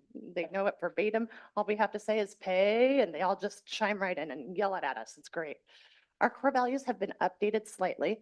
So what has been there is our school community is a place where students, staff, and families are valued and respected. And what we've added is this next part of the sentence, honoring our diverse cultures and experiences. And then it goes back to, we work together to provide a safe, welcoming environment in which all students thrive and love to learn. Our teaching staff for last year, we had 6 classroom teachers. We have an intervention specialist. Our intervention specialist does a lot of push-in with students. We have an SEL specialist. This was a new position last year. So she's in charge of our social emotional learning for our entire school. And we had about 154 students is what we ended with last year. And I will say in 1 year, she has made a huge difference in just our overall school culture. We have 4 small groups teachers and all are highly qualified licensed staff. Any questions so far? Okay. Support staff, we have 2.5 resource coordinators. They're in charge of recesses, lunches, all that good stuff. For administration at the school site, we have myself and my office coordinator. And then at our central office, we have our executive director, we have a business director, and we have a bookkeeper. Here's our enrollment and demographics from last year. So we had 164 is what we started with. We went down about 10 kiddos. Most of them moved out of district, and we did not add back from our wait list this past year. And then our wait list before September 2023, we had 38 on our wait list for kindergarten. Any So questions? why not just bring some of those people in, those students? from the wait list. Yeah. We didn't have very many in the lower grades. Oh. And in the way our curriculum works, it's very scaffolded. And so what tends to happen is that if we bring in fifth graders, they're usually reading at a third grade level. And we have a lot of small groups teachers, but we don't necessarily have them for like the fifth grade program because we really like to keep our small groups teachers in our kindergarten, first, second grade programs and some of our third grade programs. So that's why we didn't bring them in. Because if you brought them in, they would probably impact your scores. Not our scores. It's not so much our scores. It's, well, yes and no. It's how do we meet those kiddos if we don't have the staffing for it? How do we meet them at the level and bring them up to where we need them to be or where they need to be? So you turn them away. We don't turn them away. We just, they're already in a school by that point in time. And usually when we call that late in the year, what ends up happening is they decline us anyway, because most people do not want to move, as you know, their kids in like April or May. So So if they're on the wait list, when do they hear? when do you hear it? At the beginning of the school year, all the way up until January. And sometimes later than that, especially K1 and 2. In K1 and 2, we add throughout the entire year. And sometimes in 3. And also, if our spaces are only open in 4th or 5th grade, it's just really hard to get them in there at that point in time. So, yep. But you do have space now for 3, 4th, and 5th. Right now, I don't have any space right now. My school is almost completely full. I think I have 2 spots in 5th that would be open, and I don't have anybody on my wait list for this year. This is from last year. Oh, God. Any other questions on that? So in looking at your support staff. Mhm. So for example, Woodburn School District has a student services department. Do you have something similar to that to offer students services? Which kind of services? Any services that they may We need? do, we have, through Woodburn School District, we have IEPs. We have a 504 coordinator on our school staff. It's Mrs. Thorson, and I oversee that. So when a kiddo needs, sorry, I'll let you present. I might ask, you might answer the question, so. Go ahead. Okay, sounds good. Here are our Oregon State Assessment test scores from last year. And this is for mathematics. As you can see, Woodburn School District is in blue, Woodburn Arthur Academy is in green.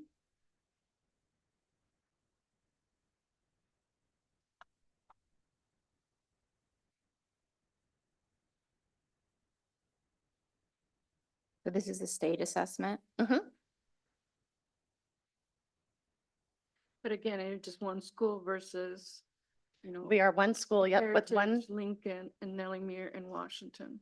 yep, we are one school with one grade per level. So 1 3rd grade class, 1 4th grade class, and 1 5th grade class. Right. So Yeah. you're comparing one school to 4 schools, you know. Oh, absolutely, yep. That's what we're required to do with our charter.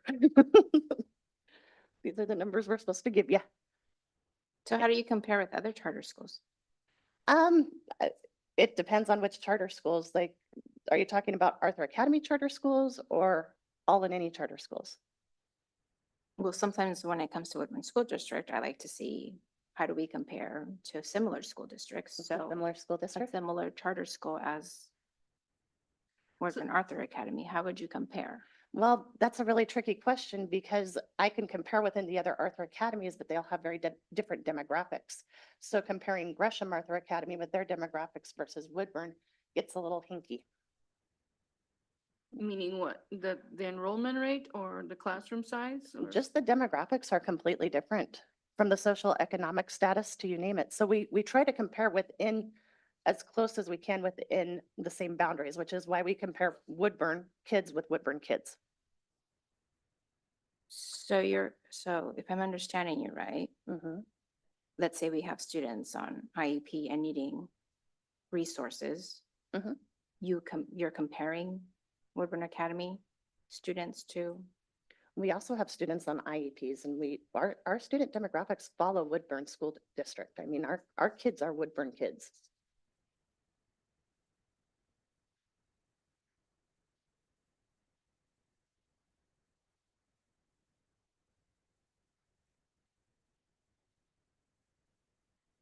Any other questions on this one?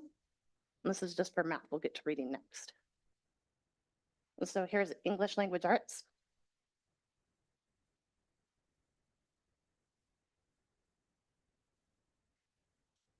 But again, so let's say for instance, Washington has a classroom of 30, you have a classroom of 20. Mhm. I have a classroom of 30.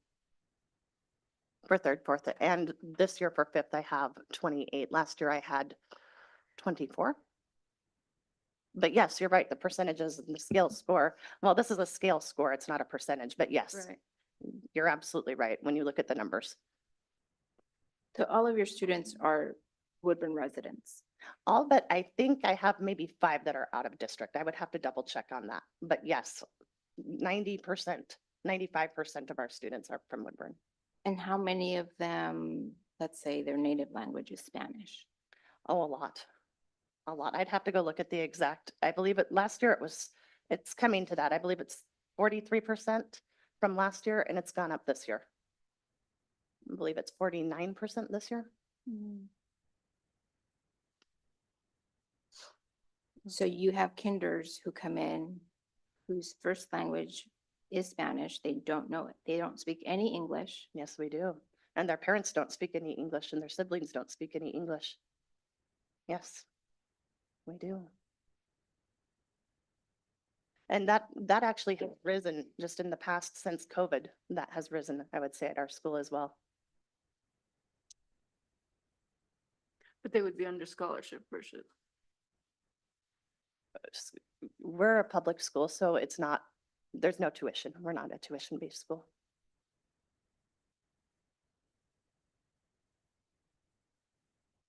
Okay, any other questions on this?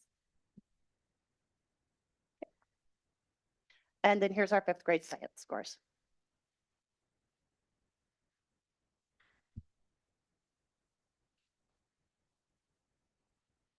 We also do Easy CBM. Woodburn School District, I know, does the map for their fall and spring, and we do Easy CBM. All 6 Arthur academies do. And for mathematics, here's our percentages of students.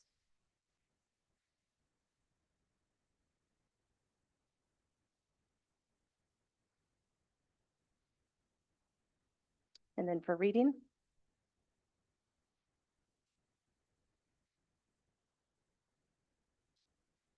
Any questions on Easy CBM? Here's our number of ELL students at each level. So we had 43 enrolled and so our percentage was 31. There we go. That's where I got the number 43. And in SPED, we have 3. We had 1 that was exited and monitored. And then you can see the number that we have for each grade there.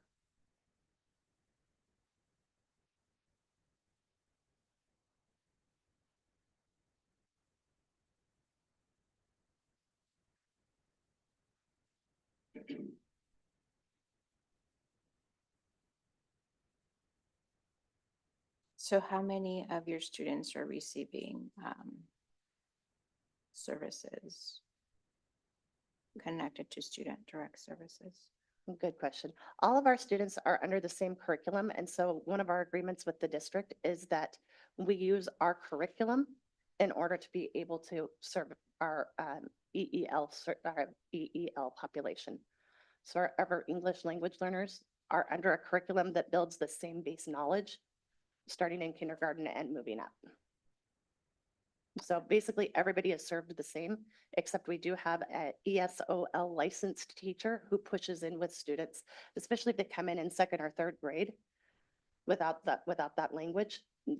Ms. Morales will push in and help those students. And we are usually able to gap the bridge pretty quickly.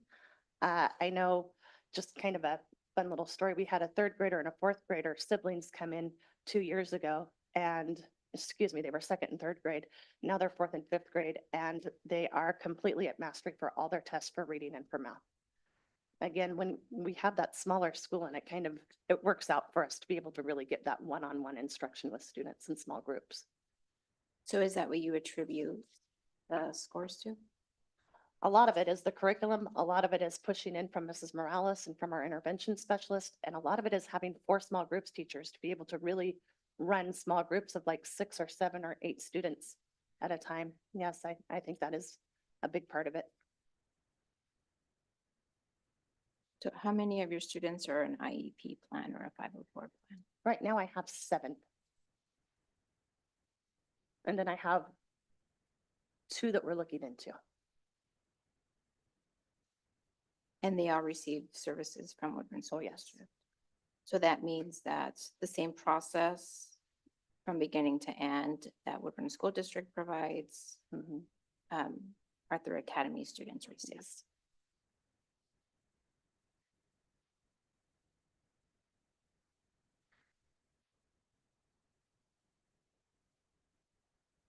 What about like, that would include like Willamette ESD, right? Yes, I was just at a training with WESD just the other day.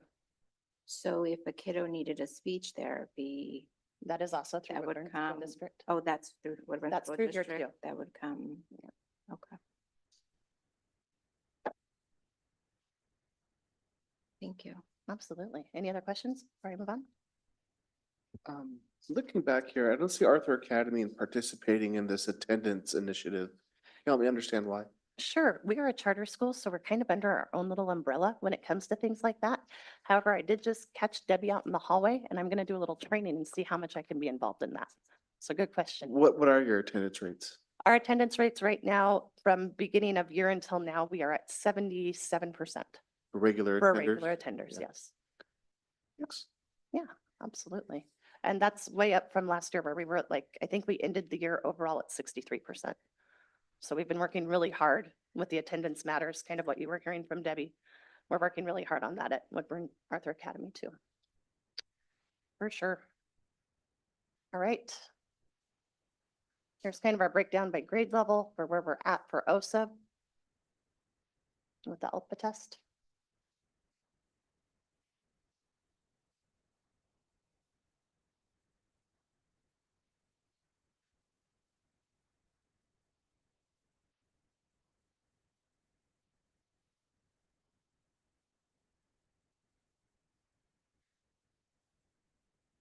I'm sorry, are these numbers, number of students? Yes, this is Okay. the number of students. That's or, the STS stands for. or- Yeah. Okay, thanks.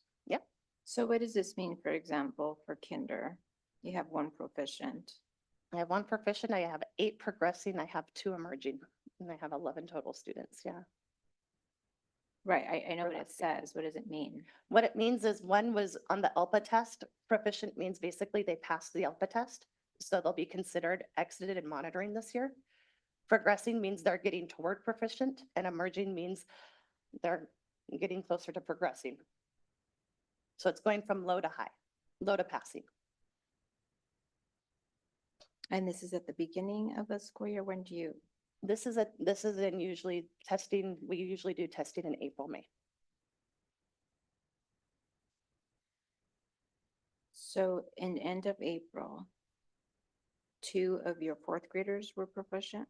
Yeah, So that means grade level. Is that what that? that means they passed the ALPA test. They yes. just passed, okay. Yeah. And the other 5? They're getting there, hopefully this year. Okay, so this is numbers going into this year. Mhm. This is numbers from last year going into this year, yeah.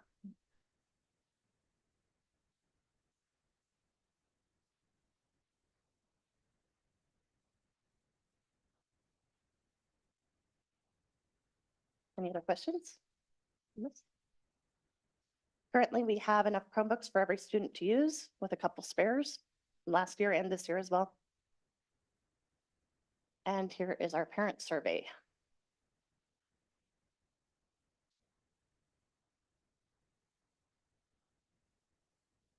Any questions on that? What's the 5% consist of? It's 2 parents and they brought their kids back this year. So when we talked to them, I think we solved the problems that we didn't know we had with them. Kind of what happened. Yeah. So we just needed to talk it out and, parents get busy. Sometimes they forget to contact us and be able to air their concerns. And so once they were able to, yeah. And then again, you can see even from those 2 parents, they wanted their children to return because the 83 and the 17% make up the 100. And when they say neighborhood schools, that would be like Lincoln, Washington. Yes, Rosie. It would be, it'd be any of the neighborhood schools here in Woodburn.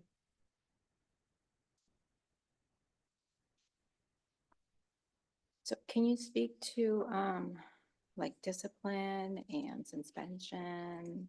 What does that look like? Those are few and far between because we do have an SEL person, Mrs. Rojas, and she does such a good job with behavior plans. We have targeted safety plans, and then we have, the behavior intervention plans. So we have 2 levels, which most schools do. And usually we can catch things ahead of time. In the rare instances when we suspend a student, I try my best to keep it an in-school suspension as long as it's appropriate. Sometimes it's not appropriate because the student can't calm themselves down or regulate. And that doesn't happen very often.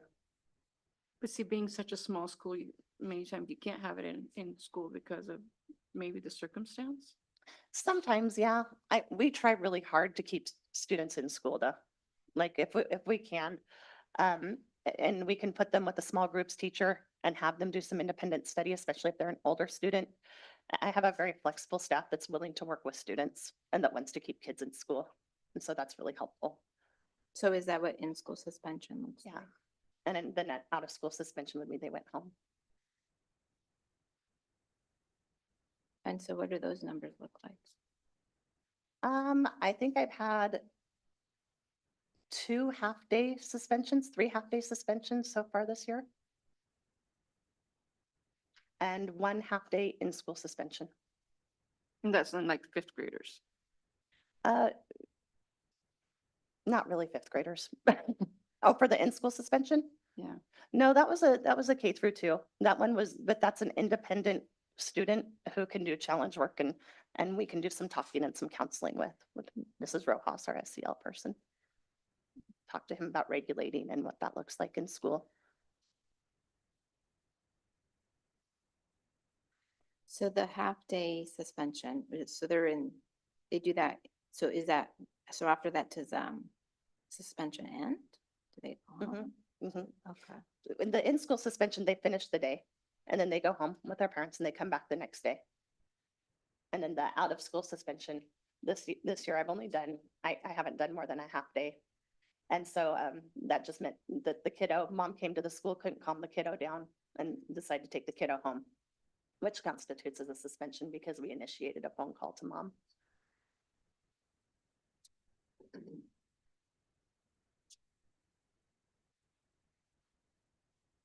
Any other questions? Anyone else? Thank you. I Paula? do want to, did you have a question? No, thank you. Oh, I just wanted to ask about parent engagement. So when you have open house or when you have, invite the parents to come and have, open house conferences, do you have any idea what your parent engagement? Oh my goodness, kindergarten, 1st and 2nd. I think we maybe had 1 parent from each class missing. Okay. It was incredible. I've learned the trick in Woodburn is to do a potluck and have parents bring food and their children and they swarm the school. Like they just show up in droves. It's amazing. 3rd and 4th, it was a little bit less. I would say it was more like at 90% rather than 97% type of thing. And then 5th grade, by the time the kiddos get to 5th grade, the parents are like, I've done this for kindergarten, 1st, 2nd, 3rd, and 4th grades for 4 kids. We're done with you, Miss Soraya. Sometimes what happens, I think we had about 10 families show up out of the 26. Nice. But it was still, and because when I do open house, I do K through 2 together. And then I did 3 through 5 together. And so it's just, it's huge and everybody ends up on the playground and everybody really gets to interact with each other. So it's really nice. We love our parent nights. We have 5 scheduled for this year. Wow. Thank you. Absolutely. Any other questions? All right. Thank you very much, everybody. Thank you.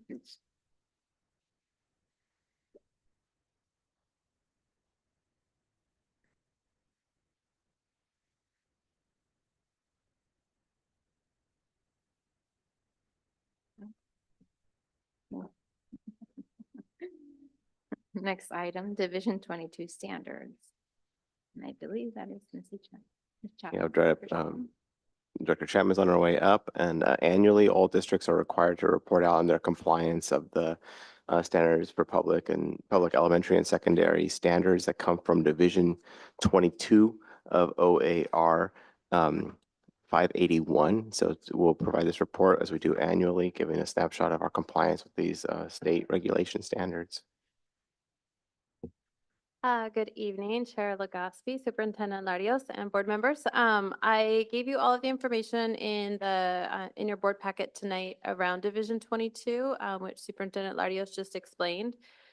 There is only one standard this year that we are out of compliance for, which is towards the end of the report, you'll see in the second column, there is one indicator. It's 581-022-2265.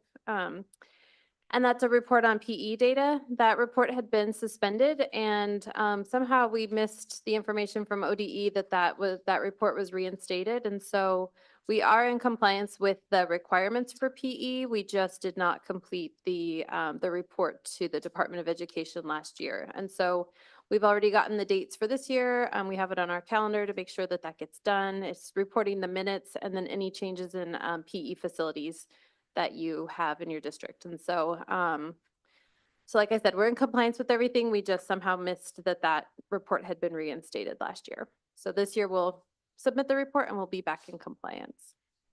So does this report fall under teaching and learning? Yes.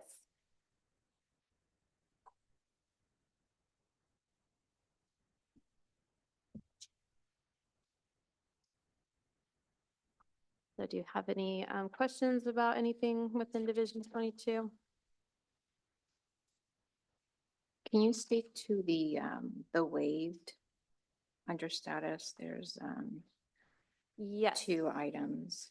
Yes, so those are currently waived by the Oregon Department of Education. And so those are not things that districts are currently required to do. They have been in the past, but they have temporary waivers that have been in place since I believe 2021. It was right in the midst of COVID is when they put that those 2 on a hold because they're revamping that system. And so they're anticipating that for the 28-29 school year, they'll have a new system in place. But they've delayed it already more than once. And so I'm not sure if they'll really have a new system in place by then or not. So for diploma requirements, what exactly are they waiving or delaying? They're waiving the assessment of essential skills. So in the past, before this was put on hold, students had to either pass the state assessment for reading, math, writing. I think that it was just those 3. And so they had to pass the state assessment in their junior year. And if they didn't pass the state assessment, then there were some other ways that they could pass it through, like work samples and different measures. Like there were different assessments that you could use as well. And so students still have to meet all of the course, credit requirements. Right. So you have to have 4 years of language arts, 3 years of science, things like that. But right now, passing the state assessment or meeting a work sample for those 3 areas is Not a requirement. not a requirement at the moment. Mhm. But that's the state. Right.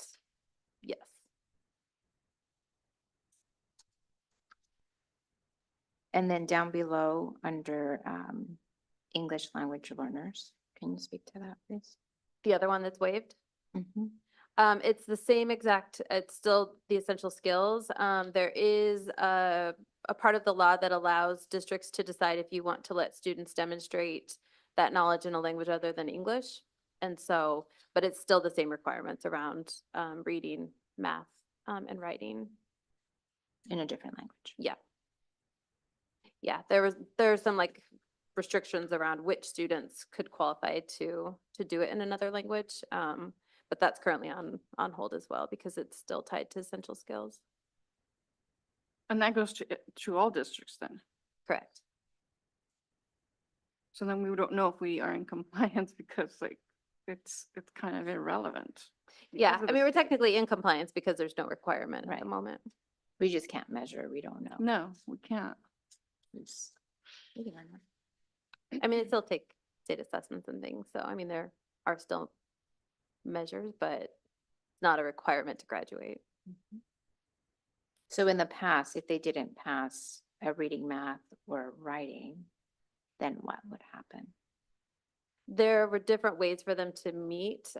They could do work samples that were, scored. There were different tests that they could take. Superintendent Lardios was a principal at the time, so he may have. Yeah, there are alternative measures that were made available to students. Like Dr. Chapman spoke about the different work samples that students could complete and have assessed and scored on a rubric. So there are different assessment tools that were utilized to give students another opportunity to show that proficiency apart from the state assessment. Thank you.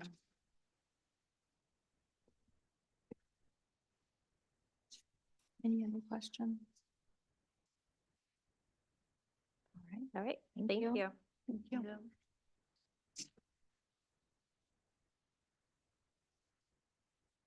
All right, item number 4, confirmation items. They're presented as follows. We have meeting minutes of September 5th, 2024 special board meeting and September 24th, 2024 regular board meeting. Number 2, personnel report. 3, surplus property disposals. 4, acceptance of gifts and donations. 5, funding proposals and applications. And under those 2 items is the Selco Credit Union and MAPS Credit Union teacher grant.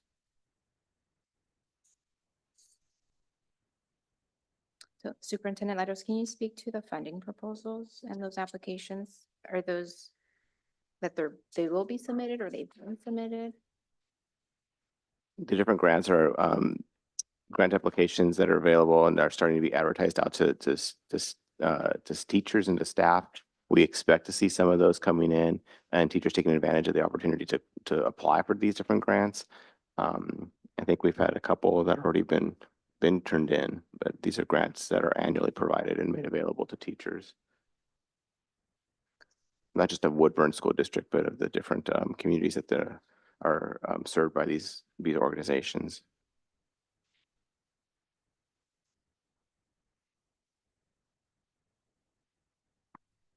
Any questions? If we don't have any questions, anybody want to make a motion?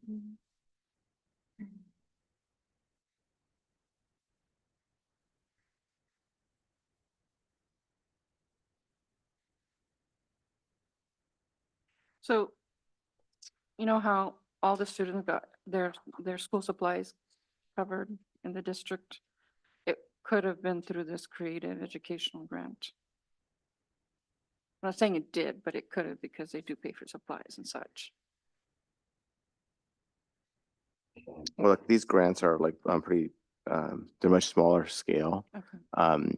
But they're an opportunity for if a teacher wants to do a special project perhaps, or something that they going above and beyond, that they could apply for these funds. And sometimes people take advantage of them to do like another, I've seen them utilized for different like garden projects or, teachers applying for expanding their science curriculum into an outdoor space and doing outdoor, community garden work and different things like that. And so it's, they're much smaller in scale than district-wide purchasing of supplies for students, but it's a great opportunity for somebody who wants to do something above and beyond.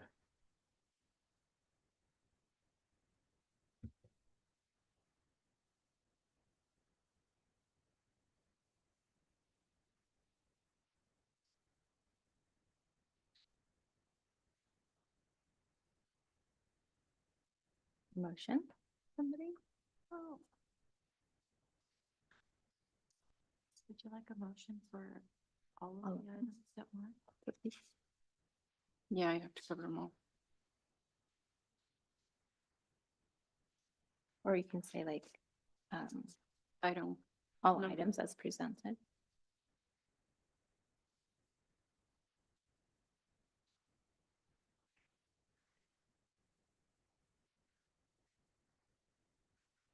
Like to make a motion to accept all confirmation items 1 through 5 as presented on the agenda. I'll you. second Is the there a motion. Second. All in favor of adopting the confirmation items as presented, please say aye. Aye. Aye. Aye. Okay, motion carries by 0 votes. Board action items. We have old business. Policy update, second reading for JFCA student dress code and grooming. Your second. Yeah, so in the board packet tonight is the drafted policy that the board put together back in at the June board meeting. That came after conversation that started back in March to start thinking about revisions that need to be made and the process of collecting some feedback in a survey that was looked at in April. So in your packet tonight is that drafted policy that was put together at the June board meeting. So it's here as a second reading. The board has some options. You continue to wordsmith it. You could move forward with a recommendation to adopt it as presented. But really it's now for the board to decide which direction they'd like to move with this policy. What happened the last time that we looked at this? Wasn't it more recent than June? It In- was, and we were considering to do a committee. I mean, Oh, that's start a right, that's committee. right. And then we And- decided not to, it died. Yeah, That's and- why we're back here.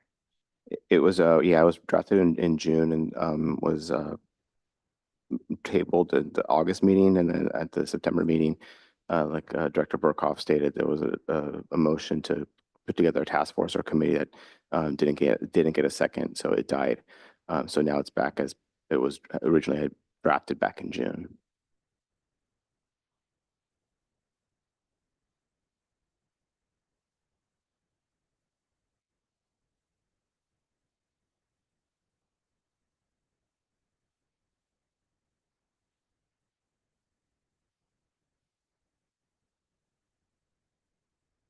All right, any thoughts? I think we need a committee. That's my opinion, because like, just as the policy stands, it's not something that can be followed, like if the students don't follow it, there's no repercussion, like punishment, nothing to follow through, it's just something that is just drafted policy. And if they don't follow it, then there's no consequence. So when you speak of committee, can you help me more with that? To draft any, well, for example, let's say for instance, students aren't wearing the appropriate gear, wear, and they're told once, twice, 3 times, then there's supposed to be like a draft, well, in addition to this, like for instance, they have to have their punishments. And I, for one, from the beginning was for uniforms because that eliminates a lot of the issues. Like, because everybody wears the same uniform. They're not gonna wear different colors. They're not gonna wear gown wearing. They're not gonna wear too short, too long, cover mid drafts and so forth. Mhm. So. And I know we had the survey, and yes, there was a lot of people that were for uniforms. And then there was a discussion that because there's a lot of low-income families, they can't afford uniforms. Well, a lot of this inappropriate attire, even in our kind of a community, people somehow can still afford it. They're still buying it. The parents are still buying this type of colors for gang representation and too low, too open, exposed, because not all kids have availability funds to just go and buy whatever they choose to wear. Majority of the time, it's the parents that are buying it. So, and it's just, I just feel like it's not a strong enforced policy that parents or students are hold accountable for wearing something that's inappropriate. So are you Thank you. suggesting we expand on what the corrective actions with? Yeah. Failure to follow the above guidelines may result in the corrective actions. So you're suggesting expanding that or exploring that more? Expanding it. My understanding is the schools have already implemented those corrective actions out of the blue. And so those are already being implemented by the schools, are already taking action on those. So my understanding is that there just has to be a policy set, and I think that's where we're at. I think they have already discussed it in the meetings. My understanding is that they have been taking the actions of, or am I wrong? Did I understand it right? Right, they've been discussing it at site council for sure, at the middle schools as well as the high school.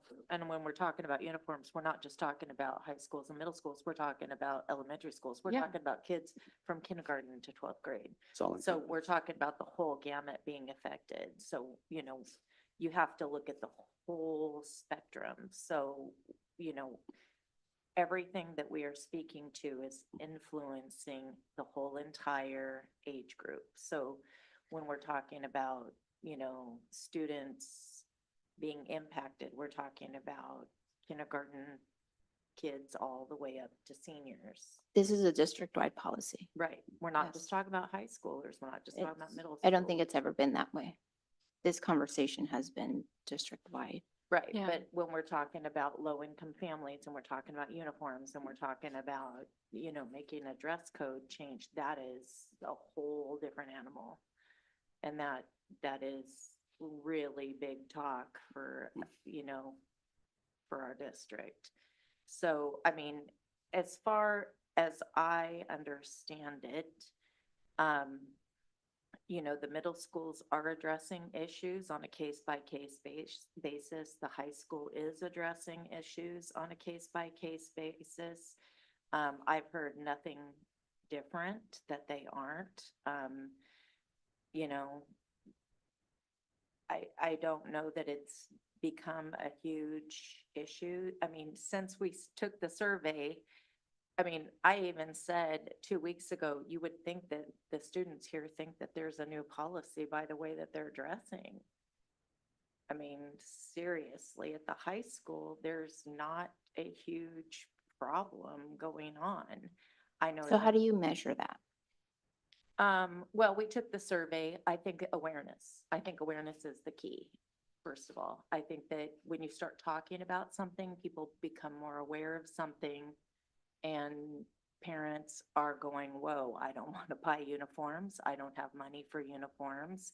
And that I think that the administration, at the end of the school year last year, there was a site council meeting and they said that they were going to be addressing these topics: attendance, dress code, cell phone, tardies. And they have.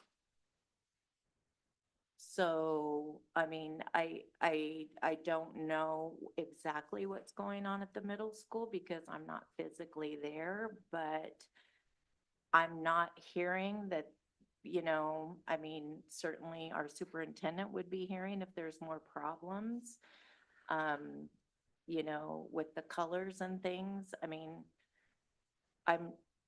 of course, middle schoolers, probably because of the age, the issues. I mean, if anything, you know, we're getting reports of other concerns which are being addressed on a regular basis. I don't think that the dress code right now is the hot topic at the middle schools. You know, safety seems to be the number one priority right now, to be frank. Well, that would be connected to the dress code. Yeah. It would be connected to the, So I guess I just want something tangible, like when I hear that this is happening, or you know, that doesn't really mean me. I mean, like, show me. I mean, I don't understand when I hear the statement, I'm hearing at the high school, this is what's happening, and I'm hearing like I'm here to make a Here- decision for the district, and Mhm. I don't make decisions based on like I'm hearing. So how do we move forward with actual something that's showing evidence that that is really what is happening. Well, so in the beginning, when it was brought to our attention, we heard that there was a problem, right? We heard. No, we didn't hear. I was at a parent forum. There was over 200 parents there Mhm. who went to hear about drugs and alcohol. And they weren't asking about drugs and alcohol. They were asking questions about the dress code. So it wasn't, I didn't hear. I was there. Mhm. They were asking. And so were other middle school admin there Okay. as well. And- So it wasn't like I heard, I was there. Okay, so there's a policy in place already that gives the admins the permission to handle any concern. Right, but it's not working. I think, it's not working. Yeah, it's not. So if there is issues and they're happening, But see, that's like saying that the speed limit is 55, but everyone keeps speeding. But the police can pull over a speeder. So are the police not doing the job? Or is everyone just saying that everyone's speeding? That's what I'm asking. well, I think the policy itself is very vague. One, in what we have. And the question is, does this policy address the concerns? And you can't compare speeding to dress code because What's an they do example? get, they get punished, they get tickets, they have to pay their license gets suspended. There's a process there. See, and There's no I don't process like to here. talk about punishing students. I don't think that we're not punishing students. That's not what we're in for. We're I- not, but there still should be some guidelines in case the policy is broken, and there aren't. Like, for instance, Well, what it says is if it Corrective action? disrupts the classroom by distracting students and teachers from the educational process, unacceptable clothing includes but is limited to any clothing that promotes products or activities that are considered inappropriate in the school setting. So for example, 2 weeks ago, I was in the school and I brought to an admin attention that a student had on a sweatshirt that promoted a kind of cannabis. Unknown to the admin, he didn't know that that's what that meant. So I showed him on my phone. He immediately took action. Thanks for bringing it to my attention. Had a conversation with the student. The student was like, hey, no problem. I'll turn it inside out. Story over. That was it. Took care of it. and let's Done. say that that student did not follow didn't cooperate, what would be the next action? Well, you know, what would be the so- next action for any student who did not cooperate with the instruction of an admin? What is that called? That's called insubordination, Yeah. right? Okay, so Detention, suspension, whatever it is, I mean, it's expulsion, the same if but- he's running down the hall, if he's skipping class, if there's any problem, then the high school has a policy that when a admin or a teacher asks you kindly to do something and you refuse to do it, then it escalates to the next level. and if it's repeated, then it's obviously they don't care. Right, and they have a policy in place where they have a 1, a 2, a 3, you know, first they talk to you. It's kind of like Sonia was talking about with the absentee program. You know, they're trying to use empathy, gain a little understanding. Hey, you know, you can't be wearing that. Can I get you something else to wear? It's not just immediately, you can't be wearing that, rip that off. No, you're trying to work with these kids. The most important thing is to get the student in school. So we don't automatically want to be like kicking kids out of school. You can't be wearing that crop shirt, sending kids home. We want the kids in school. So number one, if they're in school, and even if they have a short shirt, let's try to get them a longer shirt. I mean, I've even gone and said, hey, I've got a box of Bulldog swag in the back of my car. I'll get them a shirt if we can switch it out. The number one thing is to keep the kid in school. So, we're not all about like punishment and trying to get the kids in trouble. You know, we're trying to bridge the gap. And so if we're partnering between the parents, the student, the admin and the teacher to try to correct the behavior, I think that we can do that.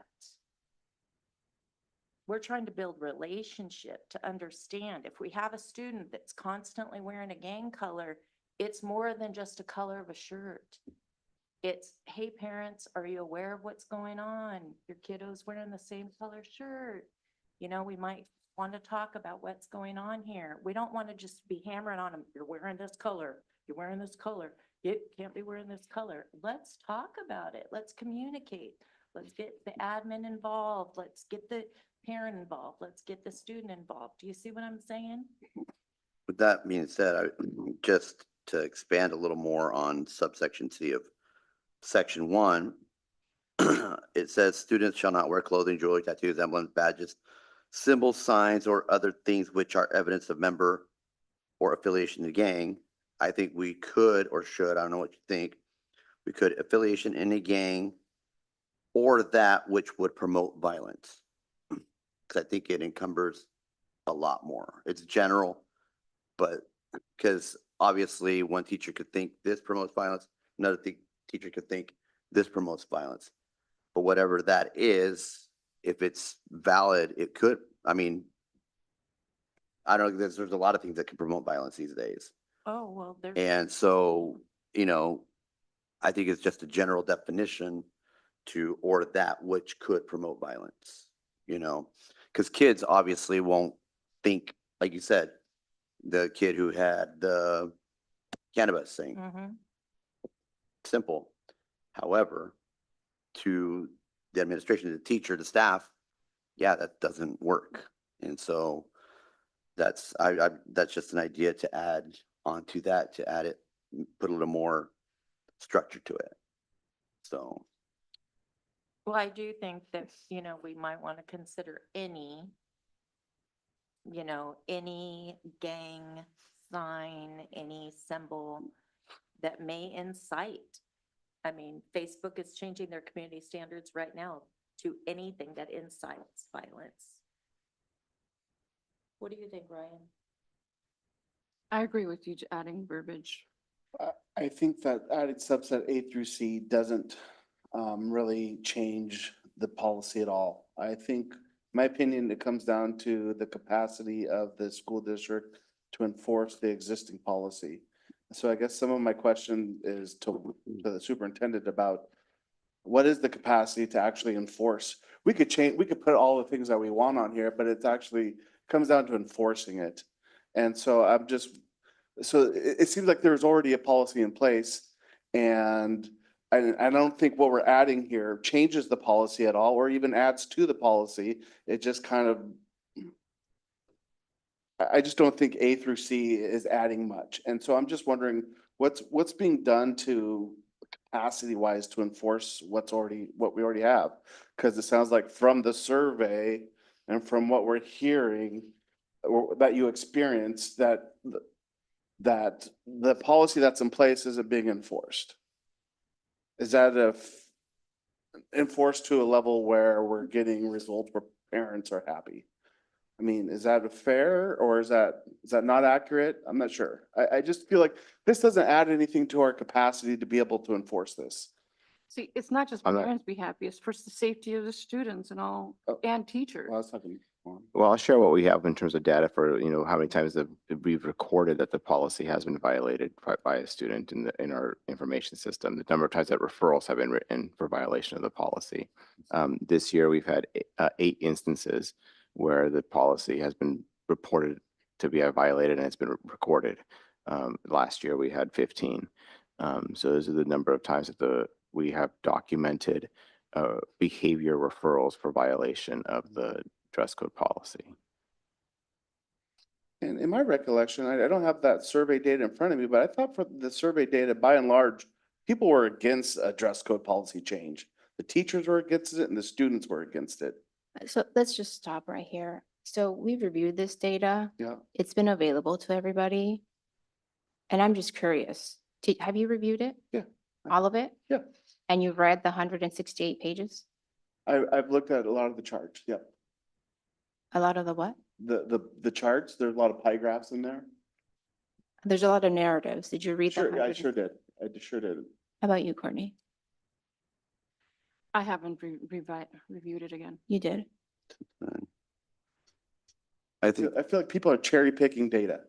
but I think just saying what you're talking about, the data, that no matter what you put, I've just, maybe it's just my background, but looking at it, I think a lot of it is just liability reasons.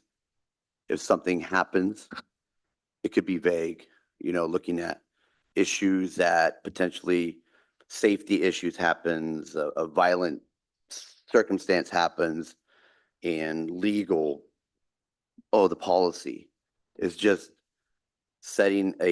having a solid policy in place should legal circumstances happen. You want to CYA. And I think the more structure you have in a policy, you want to just be sure of covering every aspect that you can in circumstances, providing a structure for a student or a staff in some circumstance that may take place in a school or whatever.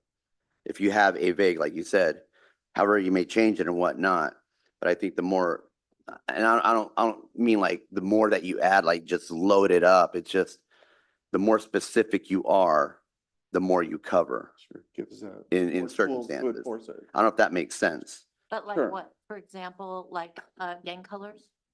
Uh, It says right here, it becomes a safety hazard. So you mean go to the next step?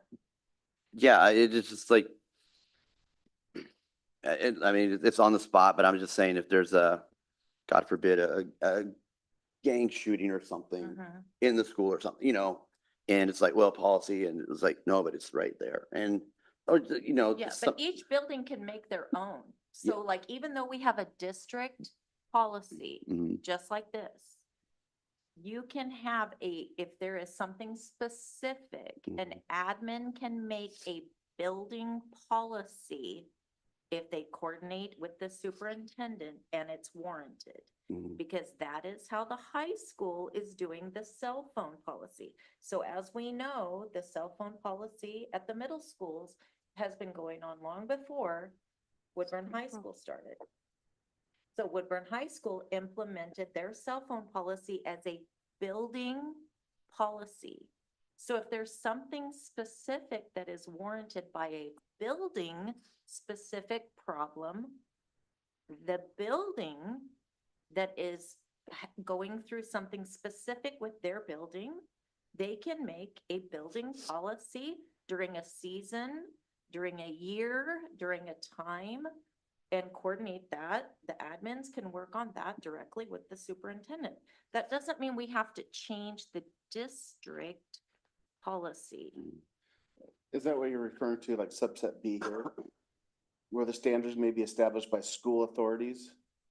No, we wouldn't have to do anything. yeah.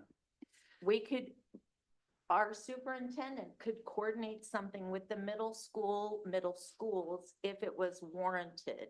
So if there was something specific going on this year where we had something unique this year with a specific color problem with orange and greens, and kids were wearing those t-shirts. And we said, this year we are seeing that there's a gator problem and we have orange and greens, and this year we're just not going to have orange and greens. And he made it a building policy with the admins. They could do that with that specific problem, and it would not have to be a Woodburn School District policy. Overall. So Juan, you mentioned 15 incident last year. That was just for the whole year, right?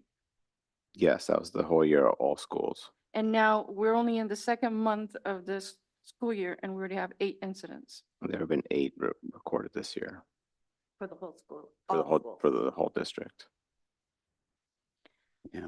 So- And we're working to support buildings to identify, like, as part of the secret society policy with, the comprehensive gang prevention plan that needs to be in place there to identifying what are some of those symbols of association with gangs so that we can have clarity and a shared understanding of what that is and communicate that out. So that's work that's happening right now as part of that other policy and through the creation of the comprehensive gang prevention plan, which I make here kind of being alluded to here.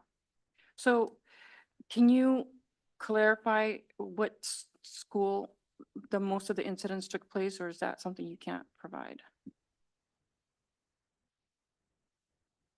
Last year's? No. This year's? This year's?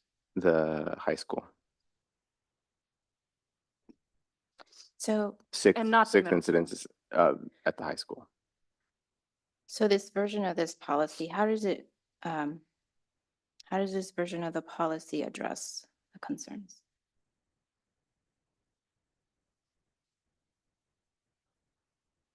Well, as I recall, this was what the board put in, looking at the survey results and trying to find a space that trying to find language that addressed the concerns that the board identified from the survey results is where this new language came from. So this new language addresses the concerns from the survey results? That's my question. This language was introduced by the board in June. I think that's what we agreed on. Right, but my question is, how does this version of the policy well, let me try again. How does this policy not address any other concerns? So this policy here addresses all the concerns. Well, this is my concern. I guess I asked the board that is. The one thing that I appreciate about the numbers is I think that speaks to the admins doing their job. I mean, even though the number is 8 At the high school. at the high school, I think that says that they are assertively documenting and doing what they said that they would do,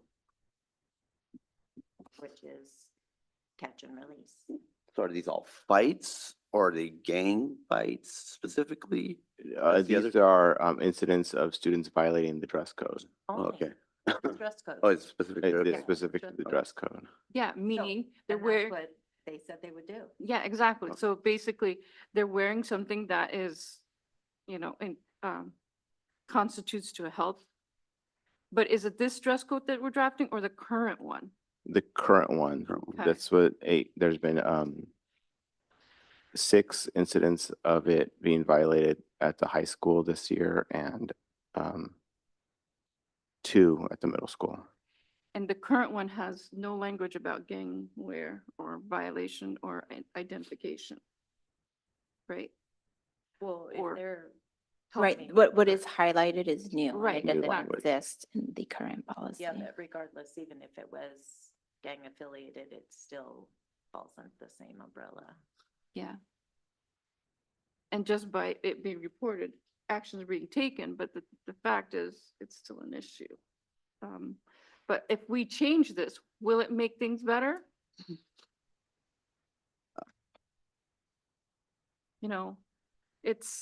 It's the fact of it being effective.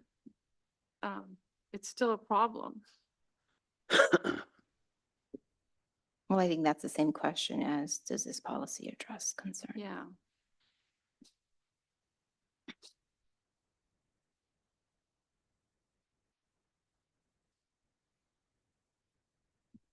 And because right now it's so vague, it's already being violated. But adding to this verbiage, because this verbiage isn't in the current, I don't know what you mean by vague. The current policy is vague. it's vague. It doesn't have any of this verbiage. Policy can only do so much. I mean, yeah, we can change it. And that's the part that's difficult. I mean, we can specify it as much as possible. Like, I mean, going to what Ryan said. we could put whatever we want in it, but a lot of boils down to, then you got the students aspect, how much do they want to put into it themselves? Then you got the teachers, what are they gonna do? The admin, and then safety and campus security. I mean, there's so many aspects to it. I think it's a lot more than just policy, because like you said, they're addressing it. You got that part, that aspect, that the admin is doing their part of addressing the issues. But then there's and it's still gonna happen. And so, yeah, policy, we can change it, we can do it. And yeah, we can be specific about it. And does it address it? Or does it address the concerns? And so, it's not gonna be 100%. It's not gonna quash it 100%. But I think if we, specify it as much as possible, then, It helps. we've done our due diligence and, I mean, it's like the state of Oregon, Courtney said, each building has its policy, but it's just like the state of Oregon, each agency has their policy, but then you have DAS where, that oversees it. So we have our policy, then the school has their policy. And so, I don't know, I just,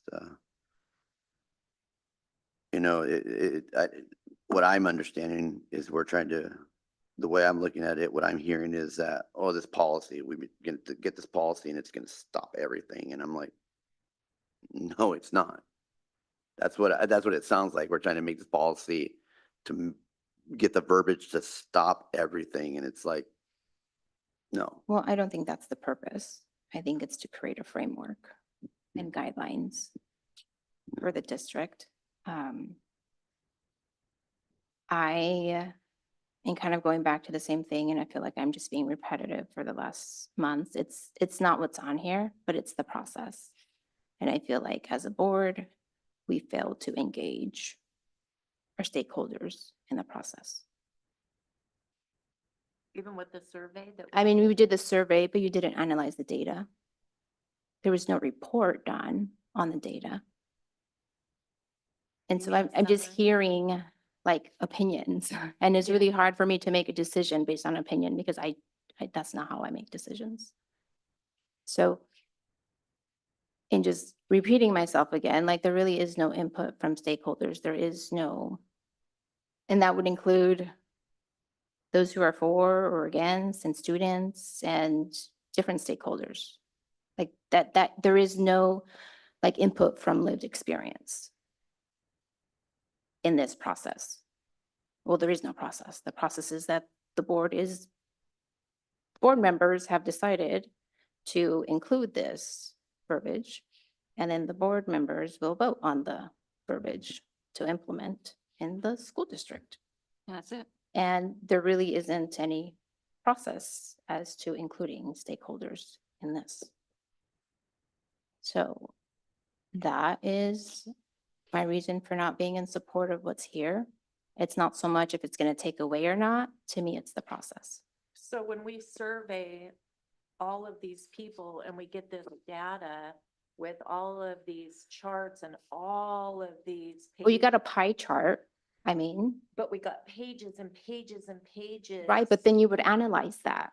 Meaning that you would combine it together and then put it in different charts? I'm not quite sure how that would work because I'm not a researcher. I don't know Right. what that next step would be, but Mhm. that didn't continue. It just stopped with information received. So would you want to go back there and analyze it and then put it together and summarize it to come up with a? Well, one, that would have been helpful and a committee would do that. Because we're just sitting here and we're talking about our opinions Among us. among us and what we see and what we don't see. And I don't know how effective that is in putting that into this. And with the committee, if we had from the middle school, well, yeah, the elementary school is just gonna have to follow, usually, there's not an issue there, but it affects them. But with the two middle schools and the high school, and the students, student body, and parents, we had a committee join of these, and possibly even other community members that would be able to analyze the data and bring forward their feedback. So there isn't like a developed process and it doesn't reflect the full voice of everyone. Wouldn't the committee be doing the exact same thing we're doing, discussing their opinions Yeah, but it's. Well, Based on the- they're analyzing It's the, from- the data, based on the data? yes. It's from them. And they would bring forth the recommendation. It's community involvement, engagement. And we just had this discussion at the last meeting as well. And before that. So I feel like we're going in circles and I think it needs to end. Okay, so, well, I guess we could do a couple of things. We could take another survey. It's a new school year. And we could ask people where they're at now. And, maybe we could wait a little closer to Thanksgiving and see how people feel about things, not make a change, take another survey, see where people are at then. Because I feel like maybe that data that we took before is stale now. Because it's been too long. Wasn't it last year about this time? It was in April. And we're all a was in little more April. seasoned now. We were here longer, they were just newer, so maybe now that they've been a little more, now we all a little more in sync, maybe? I don't know. What do you mean? Just, Jenny, do you have any input? I don't know. What do you think, Ryan? Yeah, I actually, I'm all for leaving it as is, but that sounds like that's not what's being asked of us. So I do like that we added C, that we're being a little bit more specific about what we're asking, because we have unacceptable clothing. Well, what's unacceptable mean? And we have activities that are considered inappropriate, but what does that mean? And so actually adding subset C it's a little bit more specific. But I think subset A is just rewording number 1 and number 2. And I think B is just really vague and is really difficult to define. So I feel like we could get rid of A and B and keep C.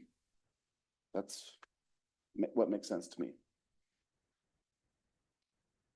I think that some of the admins might need to go to gang member trainings to be able to define exactly what might be and what might not be gang affiliated tattoos, trainings, behavior, all of that. I can see that there might be concern about them thinking that some things are or are not gang affiliated clothing, wear, belt buckles, jewelry, earrings, hair ties. I've already seen some conversations, even just where I've said, hey, what does that mean? And I've thought that surely must be gang related, and I've been given a different story. So that gets a little confusing when you're getting really specific about things, unless it, says Hobbs right on it, or some gang name, Hells Angels or something like that. That's definitely, organized crime or a secret society. So that might be confusing.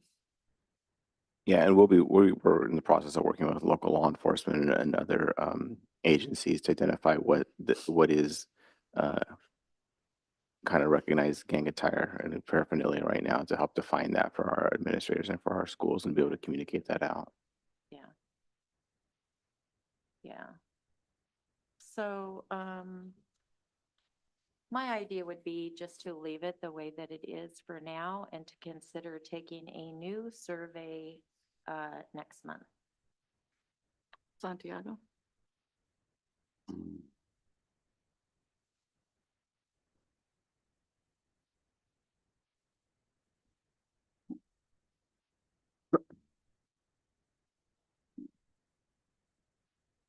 And maybe our new survey would have very specific questions related to these kind of changes, so we would know exactly the data that we are seeking.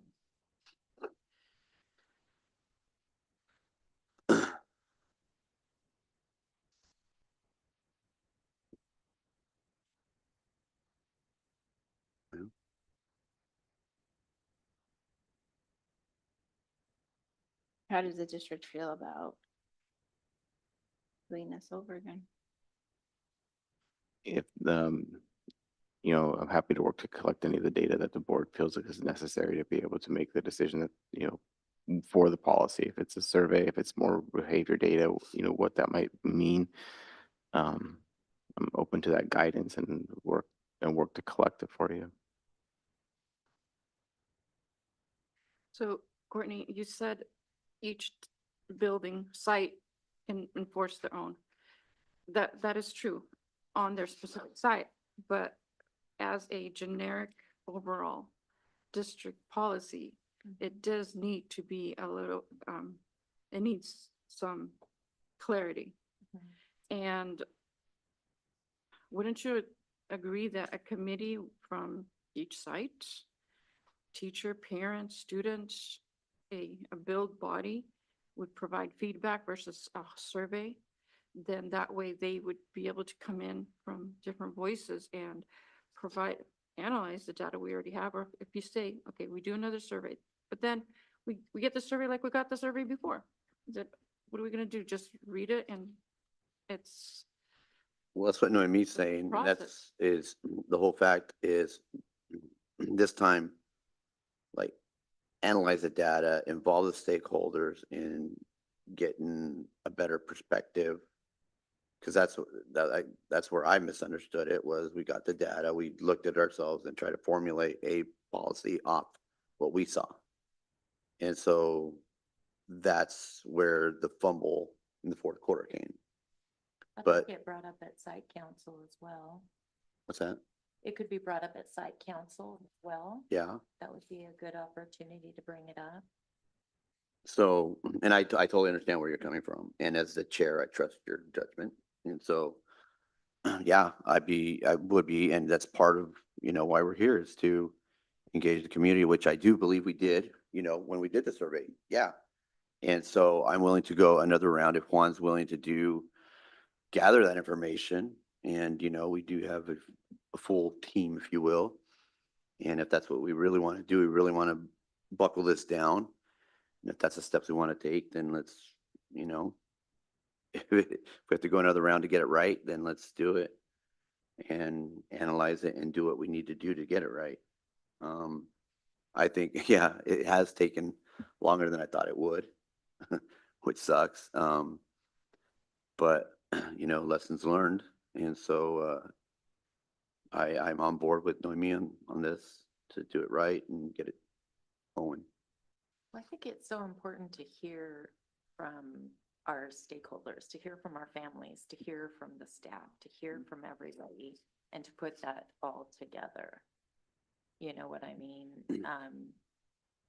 Sure, we got the results, but, now where are we at? And to examine the data and to get a collective summary and then decide, okay, where do we want to go from there? Do we want to build a committee?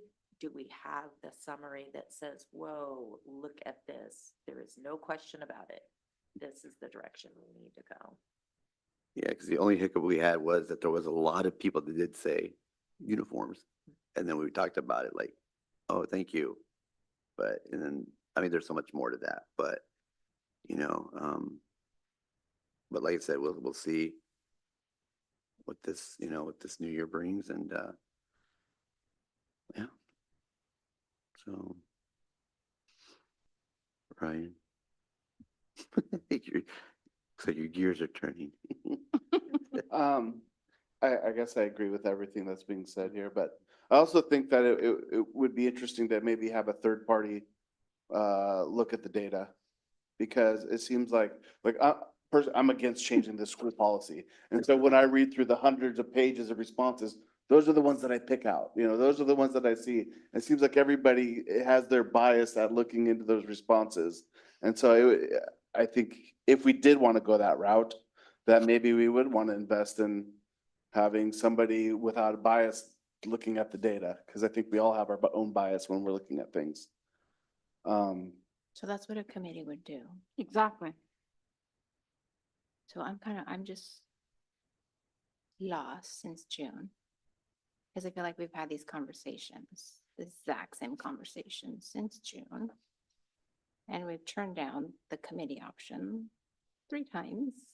And now I'm confused. I'm just saying if that's the route that we go, which I don't think we need that committee, and I don't think that any changes need to be made to this. But that's where I'm at, but I'm one of 5 here. So no, I don't think we need a committee because I don't think we need to change this. Yeah, you don't think we need to change anything? That's right. Courtney? I don't want to change the policy either. Rosie? I'm for the committee because like we need to involve our stakeholders, the site administrators, because we need to involve the ones, especially where there is the issue, which is at the middle school and the high school. And they do need, I'm sure they do want our help in improving the policies so they can enforce it and not constantly fighting with their students and the safety for the students because of the dress code. And Santiago? Yeah, I think the data would help analyze to help us get to a starting point, fresh starting point. To really know where we want to be. But I mean, like I said, adding that point, not because I'm cool or anything, but I like that point that I added because it adds a lot more to it. It really opens it up. Okay, number C. Yeah. Yeah, I do too. The whole, Violence. The A and the B though, doesn't. yeah. Sense. And so, I think, honestly, I think we're almost there, but I think having fresh set of eyes wouldn't hurt and to get some perspective. We did get perspective, but I think, like I said, the fumble came in the 4th quarter. And so, yeah, I would like to see a survey again be done just to kind of compare where we're at. And yeah.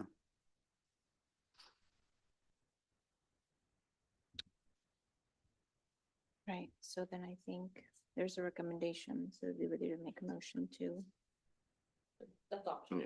oh, that's optional. Just a recommendation. So then would the next step be to make a motion? Or can we still have That's up to the board. changes?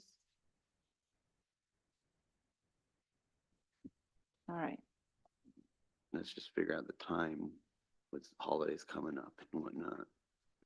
so we want another survey, is that what I'm hearing?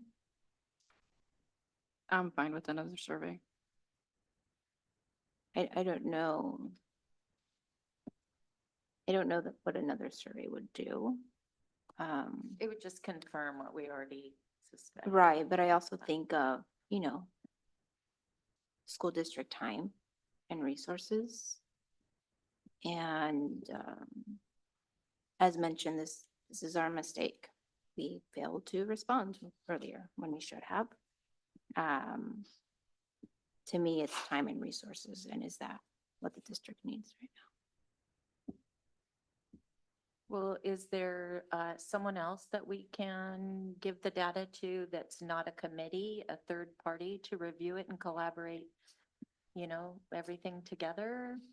Maybe someone at OSBA or I don't anybody know. else in the whole world that might want to put everything together for us and give us a summary to review?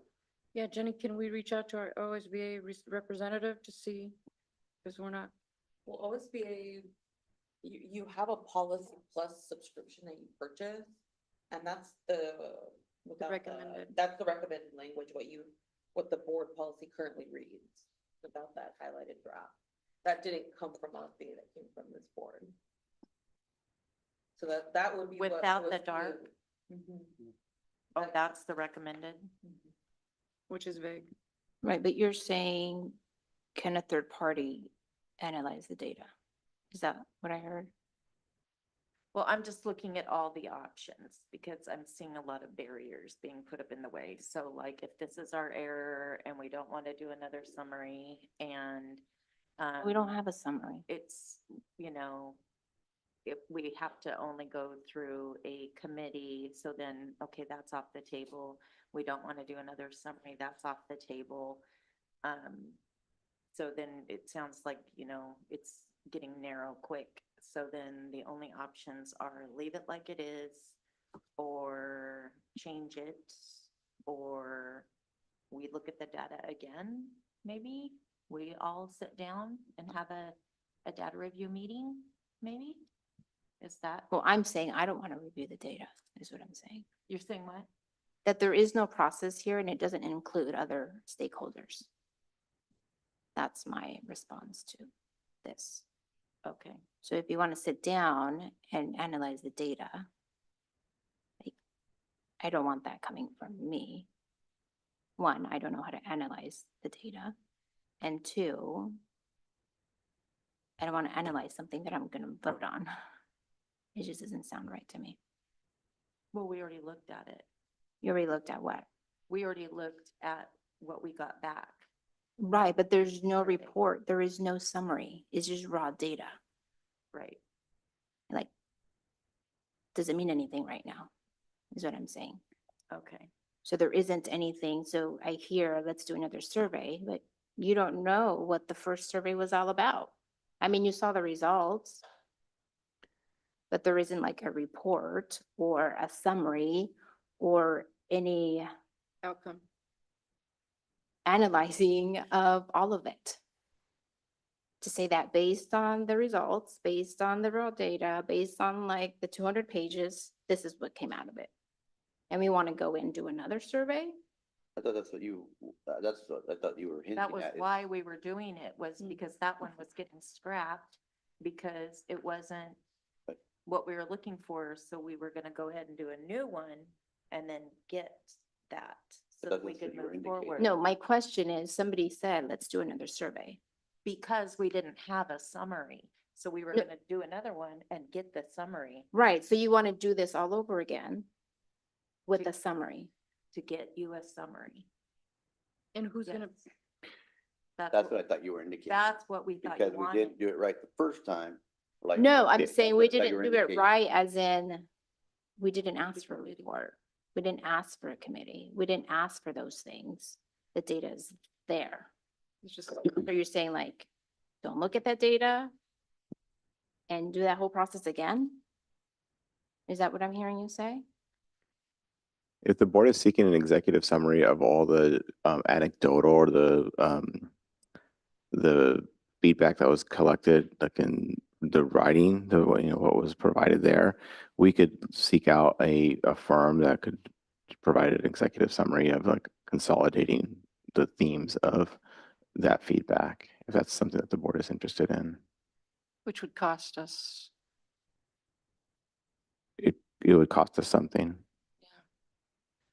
And Because we're it's gonna have not an coming outside in. party review it instead of our community, which are our stakeholders, our teachers, our parents, and our students.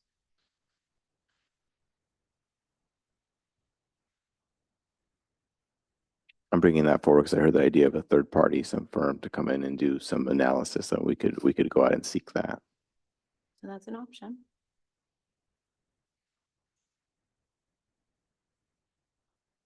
Or like Ryan and Santiago said,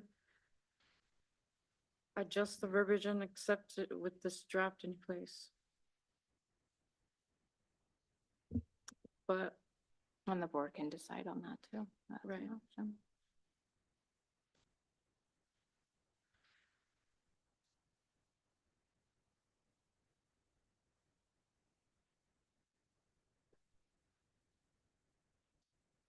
So if we want to add, I think now would be the time to add.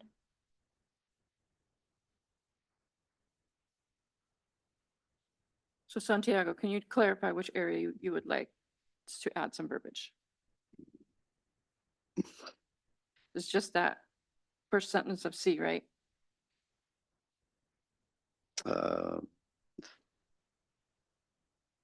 Yeah, that would, if that was the route we were going, but, you know.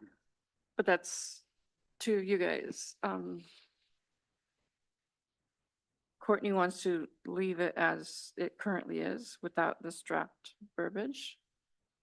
I feel like we should have a committee because like we do, instead of a third party, we do need to involve our stakeholders, which would bring in a committee from the site, or we can just change the verbiage. I'm fine with Santiago and Ryan's verbiage. So do we want to, We're talking months though with the committee. yeah, because we'd have to set up a time, and then build it, and then set guidelines, right? And then when they're going to meet, and Interviews. so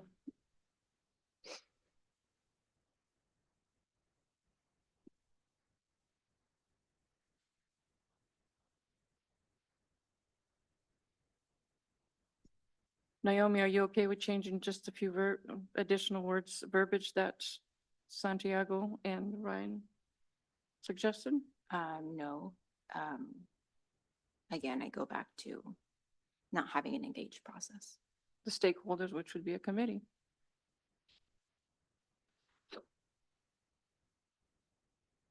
And we know we haven't, this is a issue, even though it's not a priority, it's still an issue that needs to be addressed.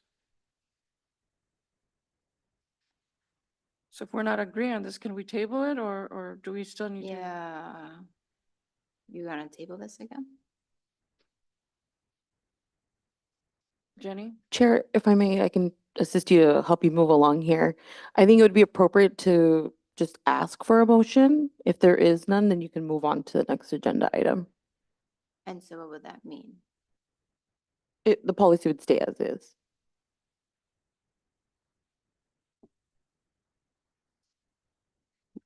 I make a motion to keep the policy as is. Sorry to interrupt. You don't need a motion for that because it would just stay as is. You just move on. Well, the motion, Feel right? so a motion would be to change the Yeah, policy. okay. I'm sorry. It's all So good. then I'll just be quiet. No, it's already there.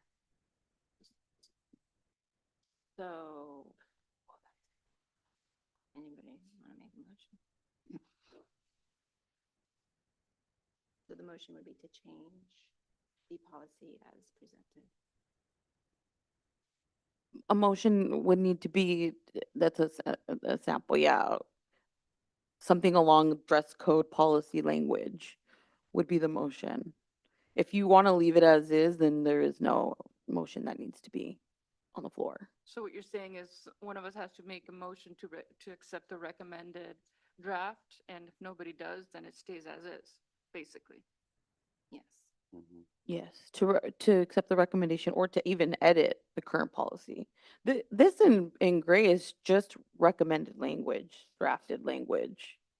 It could be changed.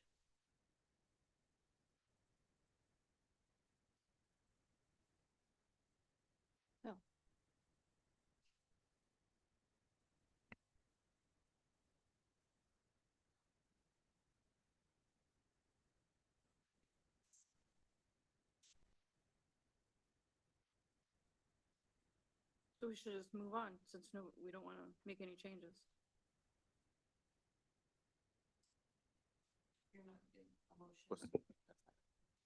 Does anybody want to make changes to the current policy?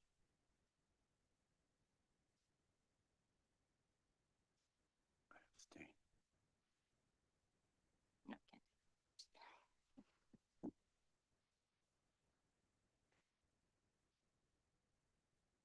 All right, so we sat here for about an hour. I make a motion to accept the recommended draft as identified from A to C. And if you guys don't accept it, don't accept it. Should I? If you're wanting to, can you read the recommendation? Because you have to state, or at least state the policy that you're recommending. Okay. I recommend to adopt policy JFCA, student dress and grooming as presented per the draft. First, with the additions, A, when a student is participating in school activities, their grooming shall not disrupt the performance or constitute a health threat to the individual or other students. B, dress and grooming standards may be established by school authorities as a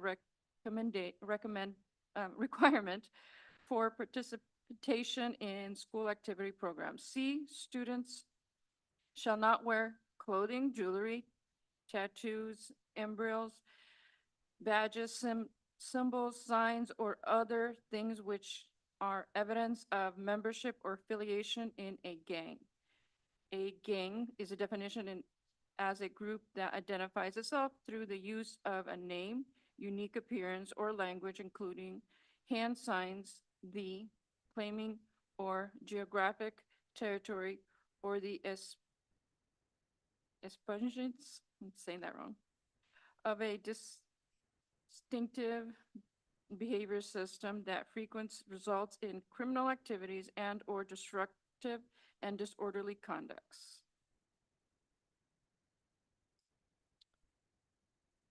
Is there a second?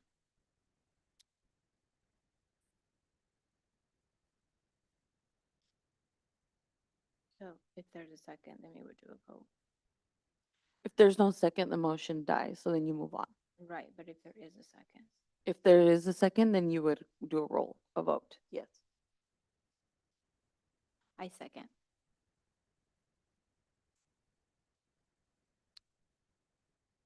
And then would that be individual? voting? Yeah, it's No? up to you. So the vote is all in favor of adopting policy JFCA, student dress and grooming as presented. Say aye. Aye. Ryan? No. Nay. See? Nay. I did second it. My vote is no because it does not include an engaged process.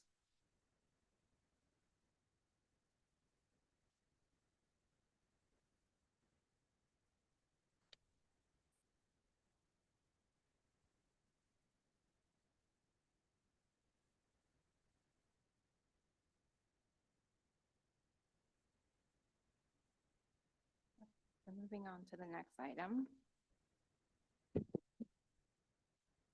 We have new business. Under 5.2.1, we have maintenance lease agreement. And that is on page 66. Yeah, we'll welcome Director Woolley to speak a little bit about this lease agreement, which is increases our efficiency and lowers operating costs. I think the board, philosophy superintendent. You have the board memo in front of you, but before we get to it, I do want to let you know that we had I know some of you were curious about the soccer game. The boys did not win. They lost 3-1. So it was a tough game. So Principal Nash was keeping us posted as we went through it. So one of the goals we've been doing through the maintenance department is kind of audit our processes to see our efficiencies, how we can better serve our schools. As we've expanded our footprints in all of our schools, we wanted to check our cleaning procedures to make sure how are we doing, how are we supporting our staff. Through the audit, we found that a lot of our equipment was outdated at the end of its life cycle and needed to replace. We also found that we were using, even though they were efficient, they were effective cleaning methods, they were somewhat outdated, meaning large percentage of sweeping, large percentage of mopping. I look at Director Elwell, you see them out there mopping the floors in the large commons. There isn't some of the newer technology that's come along in the last 10 years that could help our kitchen cleaning, our sweeping of our large areas and our bathrooms and reduce the amount of labor it would take to do that, which would then decrease our overall cost. Right now, we're being able to effectively do those kinds of cleanings, but through extended hours or getting more people in the area. So how this would be paid for would be through a cost saving by not having to get extra people, not having to pay extended contracts, because groups also have to come in when our facilities are being used outside of school hours. And those facilities need to be cleaned when those events happen.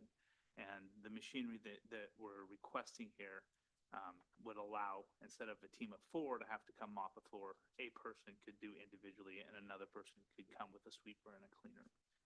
It is important to note that this decision was not made absent feedback from employees. We actually brought all of our custodians in, had them try the equipment. They kind of voted on the different kind of equipment, which ones they felt were ergonomically the best. They felt that they could help push it and pull it better and did a best cleaning job. So it was a thorough process. We asked 3 companies to participate, provide service, and would be accessing the state OmniMax contract in order for this. It is a 60-month lease. At the end of the lease, of course, we would own the equipment, but it is a way for us to get new equipment in the hands of all of our buildings and all of our schools. So, kind of a summary of what kind of goes in there. And you said it's going to be less employees required. We have the same number of employees, but so I think there's an example. So I'm trying to think of the exact example that we put in here in the abstract. Just less hours, basically. Yeah, so instead of deploying 4 people to have to hand mop the Okay. commons areas, we can have 1 person that can do that. Instead of having to deploy 3 or 4 people to do the sweeping areas to clean the floors, we could have 1 person. Instead of having to deploy multiple people to clean the bathrooms, because you have to hand mop and do all that, you have an auto scrubber now that more people can more effectively do it. So rather than having to extend hours and have people work more hours, they can more effectively use the time and actually do a more thorough job. Again, the cleaning that we do is excellent. It's just more laborious than it is with an auto scrubber. What's the cost difference? It's total cost is on the memo. It's 202,000. It's about $4,000 a month. Right, but in comparison, you're talking about the labor. The labor is more than $4,000 a month. That's the cost analysis that they did, that we pay more than $4,000 a month What is in that? extended contracts Do you and know? extra people. Do you know what that amount is? I don't have the exact amount, sorry. What's the life expectancy? Probably less than 10 years. And So right now, we're looking at, we have most of our equipment is in the tail end of which is 7 to 10 years. And does it have a full warranty coverage? It does have the good thing that it has a training component, and it does have the standard warranty component and a support component that doesn't exist in our current thing. So we were just, there was absent a life cycle plan. If you've ever worked in HOA, it's called like a reserve study. So you do a reserve study and it says you must replace these things. And our district does a really good job from a maintenance standpoint on maintaining equipment. And sometimes we do too good of a job and we maintain our equipment so well, and then everything companies quit making parts to it. For instance, the HVAC unit at the high school, we have the last air compressor in the nation for that specific unit. We've done a really good job maintaining that unit, but because we didn't replace it when the reserve study or the life cycle, if it goes now, there's no getting a new compressor. We'd have to buy a whole new unit. So we're doing, I started this last year when I first started overseeing the department, doing a series of these kind of audits to see where we're at with the lifestyle, so we can put the district in a position where we can replace equipment and financially afford to, and not get into a situation where we can't. So this is what we are recommending to the board as an opportunity to have a cost savings with our hours we're putting in there, still get the best equipment possible. And it's more ergonomically sound for people. It's, right now, it's, like I said, it's laborious work when you're doing this. We're trying to get things that people are putting people in better positions from a bending, standing situation. So we're treating our staff better by getting them the best equipment. It's not, we try to find that standard but better equipment than just a mop and a bucket. Would it potentially be a pay cut for the custodial staff? No, because sometimes they outsource to other people Oh, I to get see. the support staff. Got So it. that money, instead of being outsourced to a support organization, extra people, it thanks. would be That's kind of helpful. straight to here. So this will work on the large commons floor and the small commons floor? It's a sweeper on the sweepers are more for the carpeted areas, the hard scrub. That small commons floor? Well, there's a larger, the long-term goal for, sorry, we'll digress just a little bit to answer the question. I've been actually working with Miss Nash up at the high school. The large-term goal is to actually remove the carpet in the small commons because we're using as a secondary eating station. So what we would like to do is remove the carpet, and we're hopeful that the solid concrete floor at the bottom of it is in decent shape. If it isn't, the cost would then be putting a kind of a hard surface cover over it. My recommendation would be to remove the carpet. We will have to look at two things. We'll have to look at a kind of a coating. We have it at the Lincoln floor. We have it at Nellie Muir floor. It's just a thin, the name escapes me right now, but it's like a concrete covering that goes on the top. Epoxy? It kind of, yeah. I mean, it's natural looking. But what we'll have to do is get some sound barriers, because anytime you remove a soft surface, you can turn into an echo chamber. So we want to be very cognizant of that to make sure. Now, in there, we have some natural wood pieces on the side, if you've ever looked up in there. So there are already some natural breaks in there, but we kind of digress to that section. We do want to look at some of those kinds of areas where we have secondary eating areas where kids are spilling. They do the best they can, but some of that carpet's outdated. And we are looking at some of our other areas for carpet so we recently replaced French Prairie's carpet. We're in the process of looking at the interior of Washington. So that's all part of these research, kind of these studies we're doing to try to do pieces that we can financially afford to in a series of events, and so that each building's kind of getting touched and beautified a little bit. And carpets absorb all bacteria. Yes, they do. And, Yes, they do. Try not to So- think about it. So you don't know what the savings would be over the 60 months then? No, I would try to do at least a cost neutral, if not a cost benefit to it. Can you help me understand under what expenditure line item this would come out of? Is this under care and upkeep of building services? that's a Sarah. I'm looking back Okay. at Sarah. So, yeah, that'd be 2542. And it looks like we have a budget of 352,250. And so it'd be a just direct subtraction from that value. There'd be sure, Please, thank you, Sarah. a So we- decrease from one, but an increase on the other. Like, And we don't enter into these without talking to the boss about money. sure. Keep in mind that the total that you're seeing here is for the entire 5-year duration of the lease. Okay. And so this wouldn't start obviously until the lease is approved. Oh, sure. And this is for a single year. But Correct. under which expenditure would it fall under? It would, function 2542. And would this be broken up over the 5 years, or would it be paid all at once? Over the No. 5 Over the years. 5 years, Yeah, like a Payment of typical lease $4,000. payment. Okay. Oh, $4,000 a month, oh, okay. Yeah.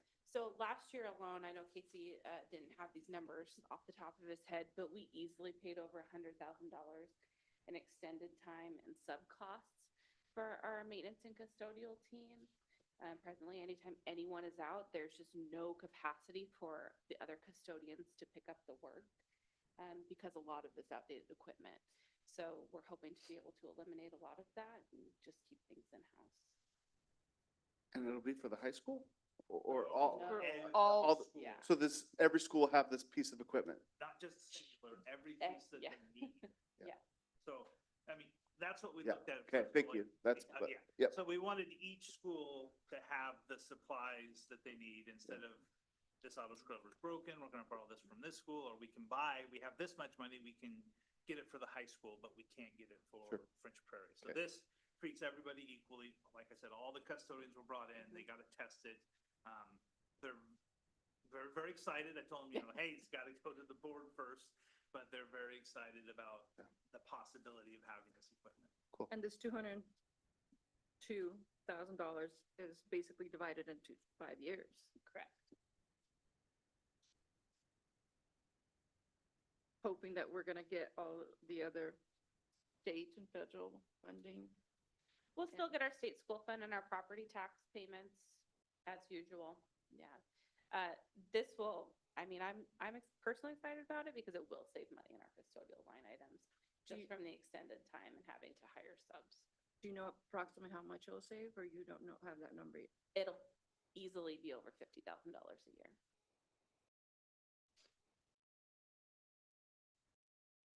So, I mean, Which will literally pay for itself. that's the whole, goal. We, Yeah. we didn't want to bring you something that we thought would be kind of an unfunded ask. Like, hey, we want to do this, but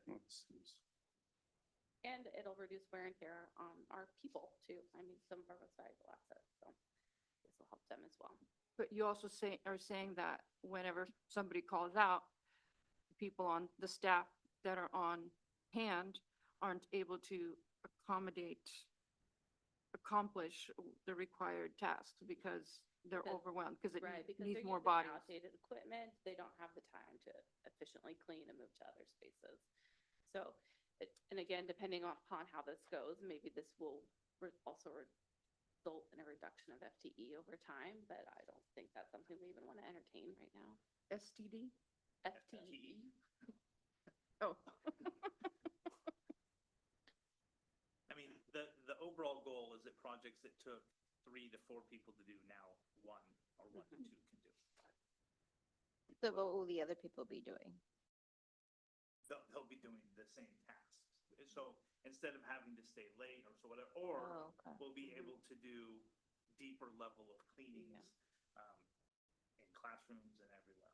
So it'll increase the overall productiveness of the staff and the cleanliness of the school as well. Because right now each building has their own equipment, or is it Each building shared? has some equipment, depending on the wear and tear, some are functioning, some aren't, and when they're not, you end up having to do everything manually.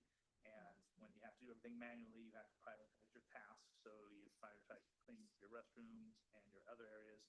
That means that sometimes possibly classrooms don't get vacuumed every day or things like that. So this, when you have the priority of tasks from cleanliness order, this will help us ensure that they're all getting done. What about customer service? Because, you know, a machine breaks down, granted it's new, things happen. Because, yeah, it's great, the money and all, but then it breaks down, it's like, oh, it'll be 3 weeks, blah, blah, blah. No, yeah. Yeah. The company that we've worked with so far has been very responsive. It's the same company that working with our paper products now that's generating a savings to the district as well. So if you remember there was I think Superintendent Lario sent out an email regarding that we looked at our paper product and our ordering and tried to consolidate to make sure all of our ordering was consistent, the same at sites, and is generating also a savings for the district. The company that we were used to using required minimums, it required all that kind of call out times. This new company does not have minimums. They've been very responsive. And they have been hands-on on-site as we transition. And I'm very excited about that. And that's a question I asked the maintenance supervisor as well. This is also a statewide contract that we'd be using that this falls under. The state reevaluates their contracts regularly. So if there was an issue with them, they'd no longer be approved under the state. They wouldn't have even been listed. for And this, that so. means potentially that our prices could drop on things. So if somebody negotiates a lower price per unit, not even just us, say another school district, then our It applies contract to us, drops as correct. well. So, and we see that more frequently around paper products and such as people say, hey, I can get these garbage liners for 5 cents less. They introduce it to the state contract, it lowers it for everybody then. So it's a competitive, there's a much more competitive advantage for us participating in that. And when will we get the equipment? You have to approve it and then Right. we're ready to pull the trigger. Right, Basi- but between then and, I would guess what they have on stock would be used to start to go. Any questions, discussion? I don't have questions. I don't have any. One minor addition, we need to, number this resolution. So in your recommended, motion, it needs to read, instead of the resolution number 24-005.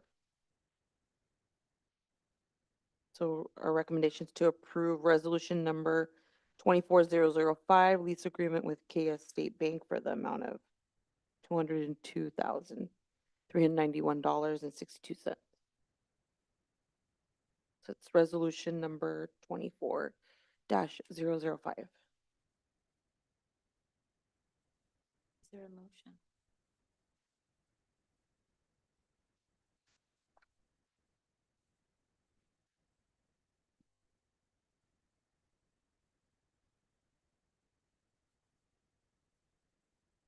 I make the recommendation to approve the lease agreement with KS State Bank.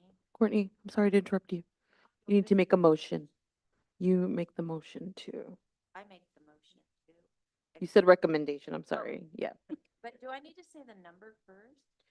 Instead of the, you would just say resolution number 24-005. Okay, Approve I make the the motion motion, to approve. even though it says recommendation. That's our recommendation to the board.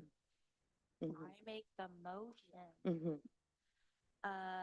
Number 24-005 to approve the lease agreement with KS State Bank for the amount of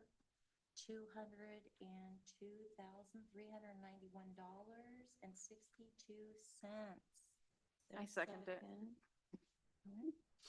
All in favor of approving the resolution 24-005, the lease agreement with KS State Bank for the amount of $202,391.62, please say aye.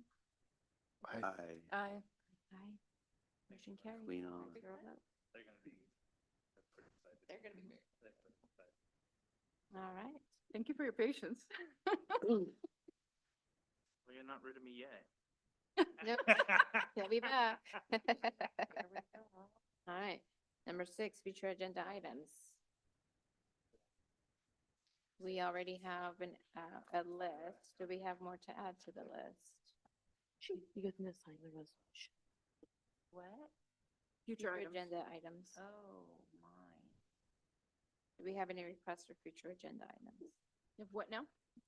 Do we have any requests for future agenda items? No. I do.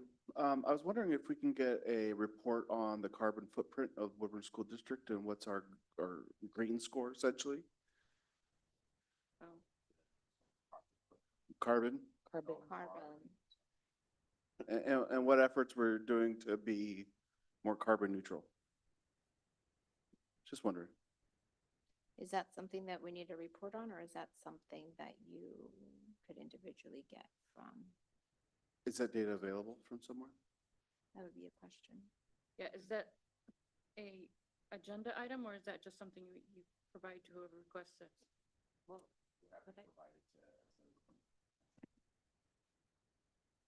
We'd be happy to provide it as in an email if that's what somebody Oh, sure. requested. Then maybe it just doesn't with need to that be an information. agenda item. Sorry to interrupt. Yeah. in addition to that, I was kind of wanted to piggyback on that. I was just wondering if there was any data about recycling school lunches that are discarded, and if there's any kind of recycling program in regard to that.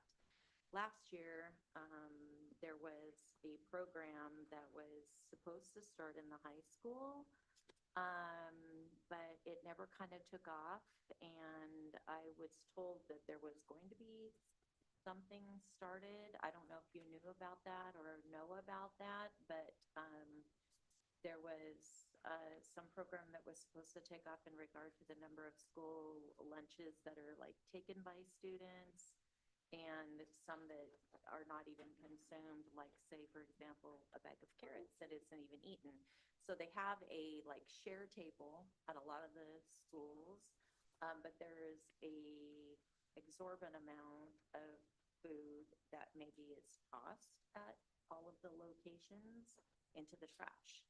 And I was just wondering if there's any kind of program going on at any of the schools that you know about, or maybe check in with the admins, and if there's not, is that something that we could maybe find out about, coordinate with, collaborate with, maybe?